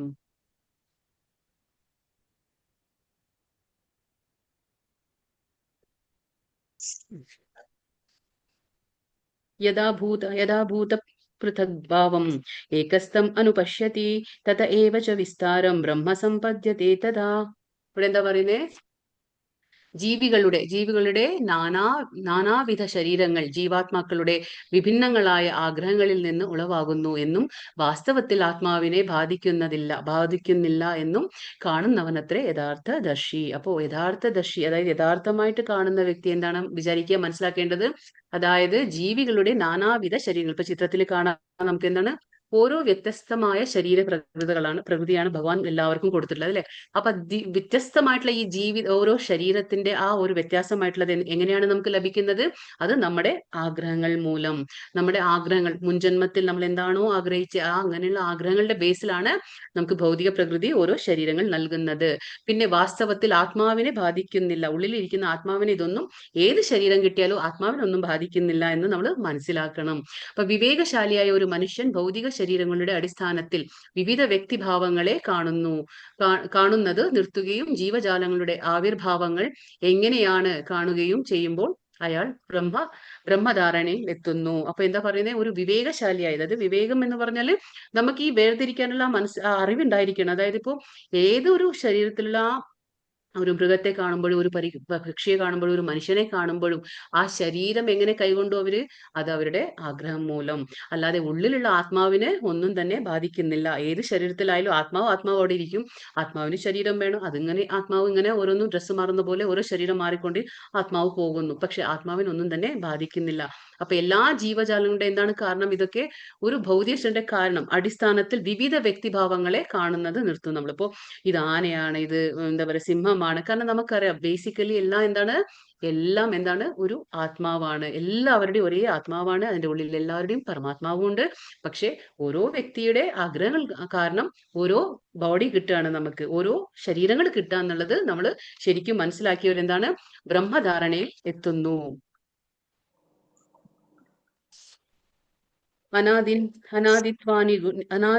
അനാദിൻ നിർഗുണത്വാൻ പരമാത്മായം അവ്യയഃ ശരീരസ്ഥോപി കൗന്തേയ ന കരോതി ന ലിപ്യത്തെ. ശാശ്വതമായ, ഇപ്പൊ ഇവിടെ എന്താ പറയുന്നത്, എന്താ പറയാ, ശാശ്വതത്തിന്റെ ദർശനം സിദ്ധിച്ചവർക്കറിയാം. അപ്പോ ശാശ്വതത്തിന്റെ ദർശനം സിദ്ധിച്ചവർക്ക് എന്ന് എന്താ പറയുന്നത്? ശാശ്വതമായ എന്താണ്? ആ ശരീരം നശിക്കുന്നുണ്ടെങ്കിൽ ശാശ്വതമായ കാര്യം എന്താണ്? ശരീരത്തിന്റെ ഉള്ളിലുള്ള ആത്മാവാണ് ശാശ്വതമായത്. അപ്പൊ അതിനെ ദർശിച്ചവർക്ക് എന്തറിയാം? അവ്യയനായ ആത്മാവ് ഇന്ദ്രിയാതീതനും സനാതനനും പ്രകൃതിയുടെ ഗുണങ്ങൾക്ക് അതീതനുമാണ്. അപ്പൊ ആർക്കാണോ ഈ ആത്മാവിനെ കുറിച്ചും കാര്യങ്ങൾ മനസ്സിലാകുന്നത്, ഈ അറിവ് കിട്ടുന്നത് അദ്ദേഹത്തിന് മനസ്സിലാകും ഈ ഉള്ളിലുള്ള ആത്മാവ് എന്താണ്, ഇന്ദ്രിയങ്ങൾക്ക് അതീതനാണ്, പിന്നെ ഗുണങ്ങൾക്ക് അതീതനാണ്. ആ ആത്മാവ് ഒന്നും ചെയ്യുന്നില്ല, ആത്മാവ് ഏത് ഗുണത്തിലും വരുന്നില്ല. അത് നമ്മുടെ ഭൗതികമായിട്ടുള്ള ഇന്ദ്രിയങ്ങൾ മൂലം നമ്മൾ പലതും കാണുന്നുണ്ട്, കേൾക്കുന്നുണ്ട്. അപ്പൊ നമ്മുടെ ആഗ്രഹങ്ങൾ ഇന്ദ്രിയ വിഷയങ്ങളിലേക്ക് പോവാണ്. അപ്പോഴാണ് നമ്മളൊക്കെ ഗുണത്തിന്റെ അടിമയായി കഴിയുന്നത്. അല്ലാതെ ആത്മാവ് ഒന്നും ചെയ്യുന്നില്ല. അപ്പൊ ഇത് മനസ്സിലാക്കുമ്പോൾ നമുക്ക് മനസ്സിലാവും ആത്മാവ് ഇന്ദ്രിയങ്ങൾക്ക് അതീതനാണ്, സനാതനനാണ്, അതിന് നശ്വരമില്ല, അത് ഇറ്റേണൽ, എന്നും ശാശ്വതമാണത്, പ്രകൃതിയുടെ ഗുണങ്ങൾക്ക് അതീതനാണ്. ഹേ അർജുന, ഈ ശരീരത്തിൽ വാഴുന്നുവെങ്കിലും ആത്മാവ് ഒന്നും തന്നെ ചെയ്യുന്നില്ല. അത് ഒരു ശരീരത്തിൽ കുടികൊള്ളുന്നു എന്ന് മാത്രം. ആ ആത്മാവ് ഒന്നും തന്നെ ചെയ്യുന്നില്ല, ഒന്നും അതിനെ ബാധിക്കുന്നതും ഇല്ല. ആത്മാവിനെ ഒന്നും ബാധിക്കുന്നില്ല. കാരണം അത് ഇന്നീ ശരീരമാണെങ്കിൽ അടുത്തത് വേറൊരു ശരീരം, അതിങ്ങനെ മാറിക്കൊണ്ടേ ഇരിക്കുകയാണ്, അതിനൊന്നും തന്നെ ബാധിക്കുന്നില്ല. യഥാ സർവഗതം സാക്ഷാത് സൗക്ഷ്യാത് ആകാശം നോപലിപ്യത്തെ സർവത്രാവസ്ഥിതോ ദേഹേ തഥാത്മാനോപലിപ്യത്തെ. ആകാശം സർവ്വവ്യാപിയാണെങ്കിലും അതിന്റെ സൂക്ഷ്മഭാവം മൂലം മറ്റൊന്നിനോടും എന്താ പറയാ കൂടി കലരുന്നതല്ല. അതുപോലെ ബ്രഹ്മഭാവനയിൽ സ്ഥിതി ചെയ്യുന്ന ആത്മാവും ശരീരത്തിൽ ഇരുന്നാലും അത് അതിനോട് ചേരുന്നില്ല. അപ്പോ എങ്ങനെയാണ് എന്ന് വെച്ചാല് ശരീരത്തിൽ ഒരു ആത്മാവ് ഇരിക്കുന്നുണ്ട്, പക്ഷെ ആ ശരീരത്തിനോട് യാതൊരു ബന്ധവും ഉണ്ടായിരിക്കില്ല ആത്മാവിന്. അതിനറിയാം, കാരണം അത് സനാതനമായിട്ടുള്ള ശരീരം ഇന്നല്ലെങ്കിൽ നാളെ നശിച്ചു പോകും. അപ്പൊ അതെന്ത് ചെയ്യും? ഉടനടി നമ്മുടെ ഇച്ഛ പോലെ വേറൊരു ശരീരം ഭൗതിക പ്രകൃതി നമുക്ക് നൽകും. അപ്പൊ അതിലേക്ക് പോകും അത്. അപ്പൊ അത് ശരീരങ്ങൾ ഇങ്ങനെ മാറുമ്പോൾ ആ ആത്മാവ് ഏത് ശരീരത്തിനോടും ഒരു ബന്ധം വെക്കുന്നില്ല. ഏത് ശരീരത്തിനോടും അതിനൊരു ബന്ധം ഉണ്ടാകുന്നില്ല. അതാണ് ഇവിടെ പറയുന്നത്. ഇപ്പോ ഒരു ഉദാഹരണത്തിലൂടെ അതെന്താന്ന് പറയാന്ന് വെച്ചാല്, ഇപ്പൊ കാറ്റും എന്താ പറയാ മലിനമായ സ്ഥലത്തും വെള്ളത്തിലൂടെ എല്ലാം കടന്നു പോകുന്നു. ആ കാറ്റ് എല്ലാ സ്ഥലത്തും കടന്നു പോകുമ്പോഴും കാറ്റ് എന്താണ്, ആ പ്രത്യേകമായിട്ടുള്ള ആ ഒരു സംഭവത്തെ ആ സംഭവത്തിൽ അത് കൂടി ചേരുന്നില്ല, എന്താ പറയാ കൂടി കലരുന്നില്ല. അതേപോലെ തന്നെ നമ്മൾ പറഞ്ഞില്ലേ, നല്ലൊരു സ്ഥലത്ത് കാറ്റ് പോകുമ്പോൾ അവിടെ നല്ലൊരു എന്താ പറയാ നമുക്ക് ഗന്ധം വരും. പക്ഷെ അതേപോലെ കാറ്റ് എവിടെ പോയാലും അതെന്താണ് ആ സ്ഥലത്തിനോട് അത് ചേരുന്നില്ല. അതേപോലെ തന്നെ ആകാശം സർവ്വവ്യാപിയാണെങ്കിലും അതിന്റെ സ്വഭാവം മൂലം എന്താ പറയാ മറ്റൊന്നിനോടും അത് കൂടി കലരുന്നില്ല. അതേപോലെ തന്നെ ആത്മാവ് ഓരോ ശരീരങ്ങൾ ഇങ്ങനെ മാറിക്കൊണ്ടിരിക്കുമ്പോഴും ഏതൊരു ശരീരത്തിനോടും അതിന് ഒരു ബന്ധം ഉണ്ടായിരിക്കില്ല, അത് ചേരുന്നില്ല, അത് അൺടച്ച്ഡ് ആയിട്ടിരിക്കും. അത് ഏതൊരു ശരീരത്തിന്റെ കൂടെ ചേർന്ന് നിൽക്കുന്നില്ല. കാരണം അതിന് ശരീരങ്ങൾ ഇങ്ങനെ മാറി മാറി പോയിക്കൊണ്ടിരിക്കും. അത് യഥാ പ്രകാശയത്യേക കൃത്സ്നം ലോകം ഇതം രവിഹി ക്ഷേത്രം ക്ഷേത്രി തഥാ കൃത്സ്നം പ്രകാശയതി ഭാരത. അപ്പൊ ഇവിടെ എന്താ പറഞ്ഞ ഭരതപുത്ര, സൂര്യൻ വിശ്വത്തിലെങ്ങും വെളിച്ചം പരത്തുന്നത് പോലെ ജീവാത്മാവ് ശരീരത്തിൽ ഇരുന്നുകൊണ്ട് അതിനെ എന്താ പറയാ അവബോധത്താൽ പ്രകാശമാക്കുന്നു. അപ്പൊ ഇവിടെ എന്താ പറയുന്നത്, ഇവിടെ സൂര്യപ്രകാശം സൂര്യന്റെ സാന്നിധ്യത്തിന് തെളിവാണെന്ന പോലെ. അപ്പൊ നമുക്കറിയാം പുറത്തു പോകുമ്പോൾ സൂര്യോദയം അപ്പൊ സൂര്യൻ ഉണ്ടെന്ന് നമുക്ക് എങ്ങനെ മനസ്സിലാവും? ആ വെളിച്ചത്തിലൂടെ അല്ലെ. അപ്പൊ ആ സൂര്യന്റെ ആ സാന്നിധ്യം നമുക്ക് എങ്ങനെ മനസ്സിലാവും? സൂര്യപ്രകാശം. അപ്പൊ ആ സൂര്യപ്രകാശം കാണുമ്പോൾ തന്നെ നമുക്കറിയാം അവിടെ സൂര്യൻ ഉണ്ട് എന്നറിയാം. അതേപോലെ ശരീരത്തിൽ ആത്മാവുണ്ട് എന്ന് പറയാൻ എന്താണ് തെളിവ്? അതാ പറയുന്നത് ഇവിടെ പ്രജ്ഞ. എന്താണ് പ്രജ്ഞ? ആത്മാവിന്റെ സാന്നിധ്യത്തിന് തെളിവാണ്. അപ്പൊ ശരീരത്തില് ആത്മാവുണ്ട് എന്നുള്ളതിന് തെളിവ് എന്താണ്? പ്രജ്ഞ, കോൺഷ്യസ്നെസ് എന്ന് നമ്മൾ പറയും. എന്താണ് കോൺഷ്യസ്നെസ്? അവബോധം എന്തും പറയാം. അവബോധം എന്നും പറയും, പ്രജ്ഞ എന്ന് പറയും, കോൺഷ്യസ്നെസ് എന്ന് പറയും. അപ്പൊ ഇതാണ് തെളിവ്. ഒരു ജീവനിൽ ഒരു ശരീരത്തിൽ ആത്മാവുണ്ട് എന്ന് പറയുന്നതിന് തെളിവിതാണ്. എന്താണ്? കോൺഷ്യസ്നെസ് അല്ലെങ്കിൽ പ്രജ്ഞ. അപ്പൊ ആ അവബോധമാണ് സൂര്യപ്രകാശൻ. അതൊരു ഉദാഹരണത്തിലൂടെ പറഞ്ഞിരിക്കുകയാണ്. ശരീരത്തിൽ ആത്മാവിന്റെ സാന്നിധ്യം ഉള്ളപ്പോൾ അതിലെങ്ങും പ്രജ്ഞയുടെ പ്രകാശം ഉണ്ടായിരിക്കും. അപ്പൊ എങ്ങനെയാണ്? സൂര്യൻ ഉദിക്കുമ്പോൾ ലോകമെമ്പാടും അത് വെളിച്ചം പകർത്തുന്നത് പോലെ പറയാ നൽകുന്നത് പോലെ അപ്പൊ എന്താണ്? ഈ ആത്മാവ് ശരീരമെങ്ങും പ്രകാശമാനമാക്കുന്നു. എന്താണ്? പ്രജ്ഞ എന്ന്, അതായത് കോൺഷ്യസിലൂടെ. അതാണ് പറഞ്ഞത്. അപ്പൊ ഒരു ആളിലെ അല്ലെങ്കിൽ ഒരു വ്യക്തിയിലെ ആത്മാവുണ്ട് എന്ന് പറയുമ്പോൾ എന്താണ് തെളിവ്? പ്രജ്ഞ അല്ലെങ്കിൽ കോൺഷ്യസ്നെസ്. അപ്പൊ നമ്മളിവിടെ ഇസ്കോൻ എന്താ പറയുന്നത്? എന്താ പറയാ? കൃഷ്ണ കോൺഷ്യസ്നെസ്. അതായത് നമ്മുടെ അവബോധത്തിൽ എന്തുണ്ടായിരിക്കണം? കൃഷ്ണ ഉണ്ടായിരിക്കണം. അപ്പോഴാണ് നമുക്ക് ഓരോ നിമിഷവും ഭഗവാനെ നമുക്ക് ഓർമ്മ വരുന്നത്. അപ്പൊ എന്താ പറയുന്നത്? ശരീരത്തിൽ പ്രജ്ഞ ശേഷിക്കുക ഇല്ലതാണ്. അപ്പൊ ആത്മാവ് പോയി കഴിഞ്ഞാൽ നമ്മുടെ ഈ ശരീരത്തിൽ ആത്മാവ് ഉള്ളതുപോലെ എന്താണ് ഉള്ളത് വരെ ആ ബോഡിക്ക് അല്ലെങ്കിൽ ആ ശരീരത്തിനൊരു വില ഉണ്ടായിരിക്കും. പക്ഷെ എപ്പോഴാണോ ഈ ആത്മാവ് ആ ശരീരം ത്യാഗം ചെയ്തു പോകുന്നത്, അപ്പൊ ആ ശരീരത്തിന് യാതൊരു വാല്യൂ ഉണ്ടായിരിക്കില്ല. അപ്പൊ പ്രജ്ഞ ശേഷിക്കുന്നില്ല. എപ്പോ ആത്മാവ് വിട്ടുപോയ ആ ഒരു ശരീരത്തിൽ പ്രജ്ഞ ശേഷിക്കുന്നില്ല. ബുദ്ധിയുള്ള ഏതൊരാൾക്കും എളുപ്പത്തിൽ ഇത് മനസ്സിലാകാൻ പറ്റുന്നതാണ്. അപ്പൊ നമുക്കറിയാം ഒരാൾ അതുവരെ പ്രവർത്തിച്ചു കൊണ്ടിരിക്കുന്ന ഒരാൾ, ആക്റ്റീവായിട്ടിരിക്കുന്ന ഒരാൾക്ക് പെട്ടെന്ന് മരണം സംഭവിക്കുമ്പോൾ എന്താ സംഭവിക്കുന്നത്? അപ്പൊ എന്താണ്? നിശ്ചലമായി കിടക്കും അല്ലെ. അപ്പൊ നമ്മൾ അതുവരെ പേര് വിളിച്ചിട്ടുണ്ടെങ്കിലും ആ വ്യക്തിനെ നമ്മൾ പിന്നെ മരിച്ചു കഴിഞ്ഞാൽ നമ്മൾ പേര് വിളിക്കില്ല. കാരണം നമുക്കറിയാം അവിടെ ആ മെയിൻ ആയിട്ട് ചൈതന്യം, ആ ജീവ ചൈതന്യം അവിടെ പോയി കഴിഞ്ഞു അല്ലെ. ആ ശരീരം വാല്യൂ ഇല്ലാത്തതായി മാറും അല്ലെ. നമുക്ക് എത്രയും പെട്ടെന്ന് നമ്മൾ എന്താണ് ആ വ്യക്തിയുടെ ആത്മാവ് പോയി കഴിഞ്ഞാൽ നമ്മൾ അവരെ എന്താണ് വീട്ടിൽ വെച്ചുകൊണ്ടിരിക്കുമോ? എപ്പോഴും നമ്മൾ വെച്ചുകൊണ്ടിരിക്കില്ല. കാരണം നമുക്കറിയാം അതിൽ ആ ചൈതന്യം പോയി കഴിഞ്ഞു, അതായത് ആത്മാവ് പോയി കഴിഞ്ഞു. അപ്പൊ ആ ശരീരം യൂസ്ലെസ് ആയി, ആ ബോഡി ആയി. അത് എന്താണ്? ശരീരം ബോഡി ആയി കഴിഞ്ഞു. അപ്പൊ അതിന് വേസ്റ്റ് ആണ്, അതിൽ ഒരു ഉപയോഗമില്ലാത്ത ഉപയോഗശൂന്യമായ ശരീരമായി. അപ്പൊ അതുകൊണ്ടാണ് നമ്മൾ അതുവരെ ആക്റ്റീവ് ആയിരുന്നു. എന്തുകൊണ്ടാണ് ആക്റ്റീവ് ആയിരുന്നേ? കാരണം ഉള്ളിൽ എന്താണ്? ആത്മാവ് എപ്പോഴും ആക്റ്റീവാണ്. അപ്പൊ ആത്മാവ് ഉള്ളപ്പോ അത് ആക്റ്റീവ് ആയിരുന്നു. ആത്മാവ് പോയപ്പോ ശരീരം വാല്യൂ ഇല്ലാതായി, ശരീരത്തിന് യാതൊരു മൂല്യമില്ല. അങ്ങനെ അപ്പൊ ബുദ്ധിയുള്ള ഏതൊരാൾക്കും ഇത് മനസ്സിലാക്കാൻ കഴിയും. ലാസ്റ്റ് ശ്ലോകം. ക്ഷേത്രജ്ഞയോരേവം അന്തരം ജ്ഞാനചക്ഷുഷാ ഭൂതപ്രകൃതി മോക്ഷം ച ഏ വിദുര്യാന്തി തേ പരം. അപ്പൊ ശരീരത്തിനും, അതായത് ശരീരം എന്ന് പറഞ്ഞ ക്ഷേത്രം, അതിനെ അറിയുന്നവരും ക്ഷേത്രജ്ഞൻ തമ്മിലുള്ള വ്യത്യാസം എങ്ങനെയാണ് ജ്ഞാനദൃഷ്ടി കൊണ്ട് കാണാനും ഭൗതിക പ്രകൃതിയുടെ ബന്ധത്തിൽ നിന്ന് മുക്തി നേടാൻ ഉതകുന്ന പ്രക്രിയ എന്തെന്നറിയാനും കഴിയുന്നവർക്ക് പരമപദം പ്രാപിക്കാൻ പറ്റും. അപ്പൊ എങ്ങനെയുള്ളവർക്ക് പരമപദം പ്രാപിക്കാൻ പറ്റും? അതായത് ഈ ക്ഷേത്രം എന്താണെന്നും ക്ഷേത്രജ്ഞൻ ആരൊക്കെയാണെന്നും ഇതൊക്കെ മനസ്സിലാക്കി ഈ തമ്മിലുള്ള വ്യത്യാസം എങ്ങനെയാണ്. അപ്പൊ ക്ഷേത്രജ്ഞന്മാരിലുള്ള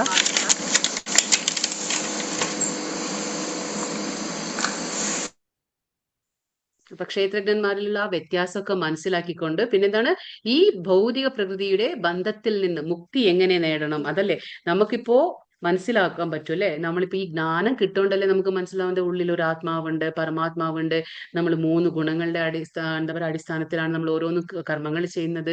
എന്നിട്ട് ഓരോ ശരീരം നമുക്ക് കിട്ടുന്നത്. ഇതൊക്കെ ജ്ഞാനം കിട്ടുമ്പോൾ എന്താണ്, നമ്മളത് കഴിവതും അതൊക്കെ ശ്രദ്ധിക്കും അല്ലെ. നമ്മൾ എങ്ങനെ പെരുമാറണം, നമ്മൾ എങ്ങനെ ജീവിക്കണം എന്നുള്ള കാര്യങ്ങൾ, എങ്ങനെ കർമ്മങ്ങൾ ചെയ്യണം, ഇതൊക്കെ ജ്ഞാനം കിട്ടുമ്പോൾ എന്താണ്, അത് നമുക്ക് മുക്തിക്കൊരു സാധനമായി മാറുകയാണ്. അതായത് ഭൗതിക പ്രകൃതിയുടെ ബന്ധത്തിൽ നിന്ന് മുക്തി നേടാൻ ഉതകുന്ന പ്രക്രിയ എന്തെന്ന് നമുക്ക് മനസ്സിലാക്കി തരും. അങ്ങനെയൊക്കെ മനസ്സിലാക്കി കഴിഞ്ഞ വ്യക്തിക്ക് എന്താണ്, അപ്പൊ ഉടനടി അവർ ആധ്യാത്മികമായിട്ടുള്ള കാര്യങ്ങളിൽ ഏർപ്പെടും. അങ്ങനെ അതാ നമ്മൾ പറഞ്ഞേ. അപ്പൊ നമ്മുടെ ഇന്ദ്രിയ വിഷയങ്ങൾ എന്താണ്, ഭൗതികമായിട്ടുള്ള ഇന്ദ്രിയ വിഷയങ്ങളെ മാറ്റി നമ്മൾ ആ ഇന്ദ്രിയങ്ങൾക്ക് ആധ്യാത്മിക വിഷയങ്ങളെ കൊടുക്കും. നമ്മൾ പകരം കൊടുക്കണം, എന്തെങ്കിലും കൊടുക്കണം. കൊടുക്കാതെ നമുക്ക് ഇന്ദ്രിയങ്ങളെ വെക്കാൻ പറ്റില്ല. അപ്പൊ ആ ഇന്ദ്രിയങ്ങൾക്കും മനസ്സിനും നമ്മൾ എന്ത് കൊടുക്കും, ഭൗതികമായിട്ടുള്ള കാര്യങ്ങൾ വിട്ടിട്ട് നമ്മൾ ആധ്യാത്മിക കാര്യങ്ങൾ കൊടുക്കും. അപ്പൊ എങ്ങനെയാണ് പരമപദത്തിലേക്ക് നമുക്ക് ഉയരാൻ സാധിക്കും എന്നാണ് പറയുന്നത്.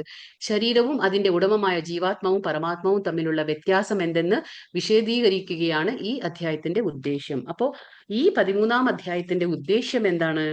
ശരീരവും അതിന്റെ ഉടമമായ, അതായത് ഈ ശരീരം ക്ഷേത്രത്തിന്റെ ഉടമമായ ക്ഷേത്രജ്ഞൻ, രണ്ടുപേരുണ്ട് അല്ലെ, ജീവാത്മാവും പരമാത്മാവും തമ്മിലുള്ള വ്യത്യാസം എന്തെന്ന് വിശദീകരിക്കുകയാണ് ഈ അധ്യായത്തിന്റെ ഉദ്ദേശ്യം. 8 മുതൽ 12 വരെയുള്ള ശ്ലോകങ്ങളിൽ എന്താണ് വ്യക്തമാക്കപ്പെടുന്നത്, ആ മുക്തി പ്രക്രിയകളാണ് അല്ലെ. അപ്പം അത് മനസ്സിലാക്കുകയാണെങ്കിൽ നമുക്ക് എന്താണ്, പരമലക്ഷ്യത്തിലേക്ക് നീങ്ങുവാൻ സാധിക്കും. അപ്പോ 8-12 നമ്മൾ നോക്കി, അദ്വേഷ്ട സർവഭൂതാനം അമാനിത്വം അദംബിത്വം എന്നൊക്കെ നമ്മൾ കണ്ടില്ല. 8-12 വരെയുള്ള ശ്ലോകങ്ങൾ എന്താണ്, നമുക്ക് മനസ്സിലാക്കി തരാണ് മുക്തി പ്രക്രിയകൾ എങ്ങനെയൊക്കെ ചെയ്യണം. അതാണ് പറയുന്നത്. നമ്മൾ ഈ അറിവ് നേടിക്കഴിഞ്ഞാൽ, അറിവിന്റെ പ്രക്രിയ, അതായത് എങ്ങനെയാണ് ഈ അറിവ് കിട്ടിക്കഴിഞ്ഞു, ഇനിയിപ്പോ നമ്മൾ എങ്ങനെ പെരുമാറണം, നമ്മൾ എങ്ങനെ എന്തൊക്കെയാണ് നമ്മൾ ചെയ്യേണ്ടത്, അതൊക്കെ നമുക്ക് ഭഗവാൻ 8-12 വരെയുള്ള ശ്ലോകങ്ങളിൽ പറഞ്ഞു തരുന്നുണ്ട്. അതൊക്കെ മനസ്സിലാക്കിയ ആൾക്കാർ എന്താണ്, നമുക്ക് പരമലക്ഷ്യത്തിലേക്ക് എത്താൻ അല്ലെങ്കിൽ ഉയരാൻ സാധിക്കുമെന്നാണ് പറഞ്ഞത്. അപ്പൊ ഈ അധ്യായത്തിന്റെ ഉദ്ദേശം എന്താണ്, ശരീരവും അതിന്റെ ഉടമമായ ജീവാത്മാവും പരമാത്മാവും തമ്മിലുള്ള വ്യത്യാസം എന്താ എന്നുള്ളത് വിശദീകരിക്കുകയാണ് ഇതിന്റെ ഉദ്ദേശ്യം. ഹരേ കൃഷ്ണ കൃഷ്ണ കൃഷ്ണ ഹരേ ഹരേ, ഹരേ രാമ രാമ രാമ ഹരേ ഹരേ. വാഞ്ചാകൽപതരുഭ്യശ്ച കൃപാ സിന്ധുഭ്യൈവ ച പതിതാനാം പാവനേഭ്യോ വൈഷ്ണവേഭ്യോ നമോ നമഃ. അനന്തകോടി വൈഷ്ണവവൃന്ദ की जय, श्रील प्रभुपाद की जय, श्रील गुरुदेव की जय. ഹരേ കൃഷ്ണ ഹരേ കൃഷ്ണ. ക്വസ്റ്റ്യൻസ് നോക്കാം. 3 ക്വസ്റ്റ്യൻസ് ഉണ്ടാവുള്ളൂ. പരിപൂർണ ജ്ഞാനം ഗ്രാഹ്യമാകുന്നത് ആർക്കാണ്? ആർക്കാണ്? വിശുദ്ധ ഭഗവത് ഭക്തന്മാർക്ക് മാത്രമാണ് പരിപൂർണ അതെ ജ്ഞാനം അതെ, ഗ്രാഹ്യമാകുന്നത്. വിശുദ്ധ ഭഗവത് ഭക്തന്മാർക്ക് മാത്രം. ഭക്തൻ എന്നും ഭോക്താവ് എന്നും അറിയപ്പെടുന്നത് ആരെയെല്ലാം? ആരെയാണ്? ഭക്ത എന്നാൽ ജീവാത്മാവും ഭോക്താവ് എന്നാൽ പരമാത്മാവുമാണ്. അതാണ്. ഭുക്തൻ എന്ന് പറഞ്ഞ ജീവാത്മാവും ഭോക്താവ് എന്ന് പറഞ്ഞാൽ പരമാത്മാവ്. അടുത്തത്, ആത്മാവിന്റെ സാന്നിധ്യത്തിന് തെളിവ് എന്ത്? എന്താണ്? പ്രജ്ഞയാണ് ആത്മാവിന്റെ സാന്നിധ്യത്തിന് തെളിവ്. പ്രജ്ഞ, അതാണ് കോൺഷ്യസ്നസ് നമ്മൾ പറയില്ലേ, അതാണ് തെളിവ്. ഓക്കെ. അടുത്തത്, ഈ അധ്യായത്തിന്റെ ഉദ്ദേശം എന്താണ്? ഇപ്പൊ ലാസ്റ്റ് പറഞ്ഞു, ജീവാത്മാവും പരമാത്മാവും തമ്മിലുള്ള വ്യത്യാസം വിശദീകരിക്കുന്നു. അതന്നെ, അത് മാത്രം. മനസ്സിലായോ? ചോദ്യങ്ങൾക്കെല്ലാം ആൻസർ കിട്ടിയോ? ഓക്കെ. ഭുക്ത എന്ന് പറഞ്ഞാൽ അപ്പൊ എന്താ പറയാ, ഭുക്ത ഭോക്താവ് അല്ലെ. ഭുക്തൻ എന്ന് പറഞ്ഞ ആരാണ്? ജീവാത്മാവ്. ഭോക്താവ് എന്ന് പറഞ്ഞ പരമാത്മാവ്. അതായത് എൻജോയർ അങ്ങനെ പറയും നമ്മൾ ഇംഗ്ലീഷിൽ. അപ്പൊ ഭുക്ത ഭോക്ത, ഇതാണ് പറയുന്നത്. ഹരേ കൃഷ്ണ. മാതാജി പറയൂ പ്രഭുജി.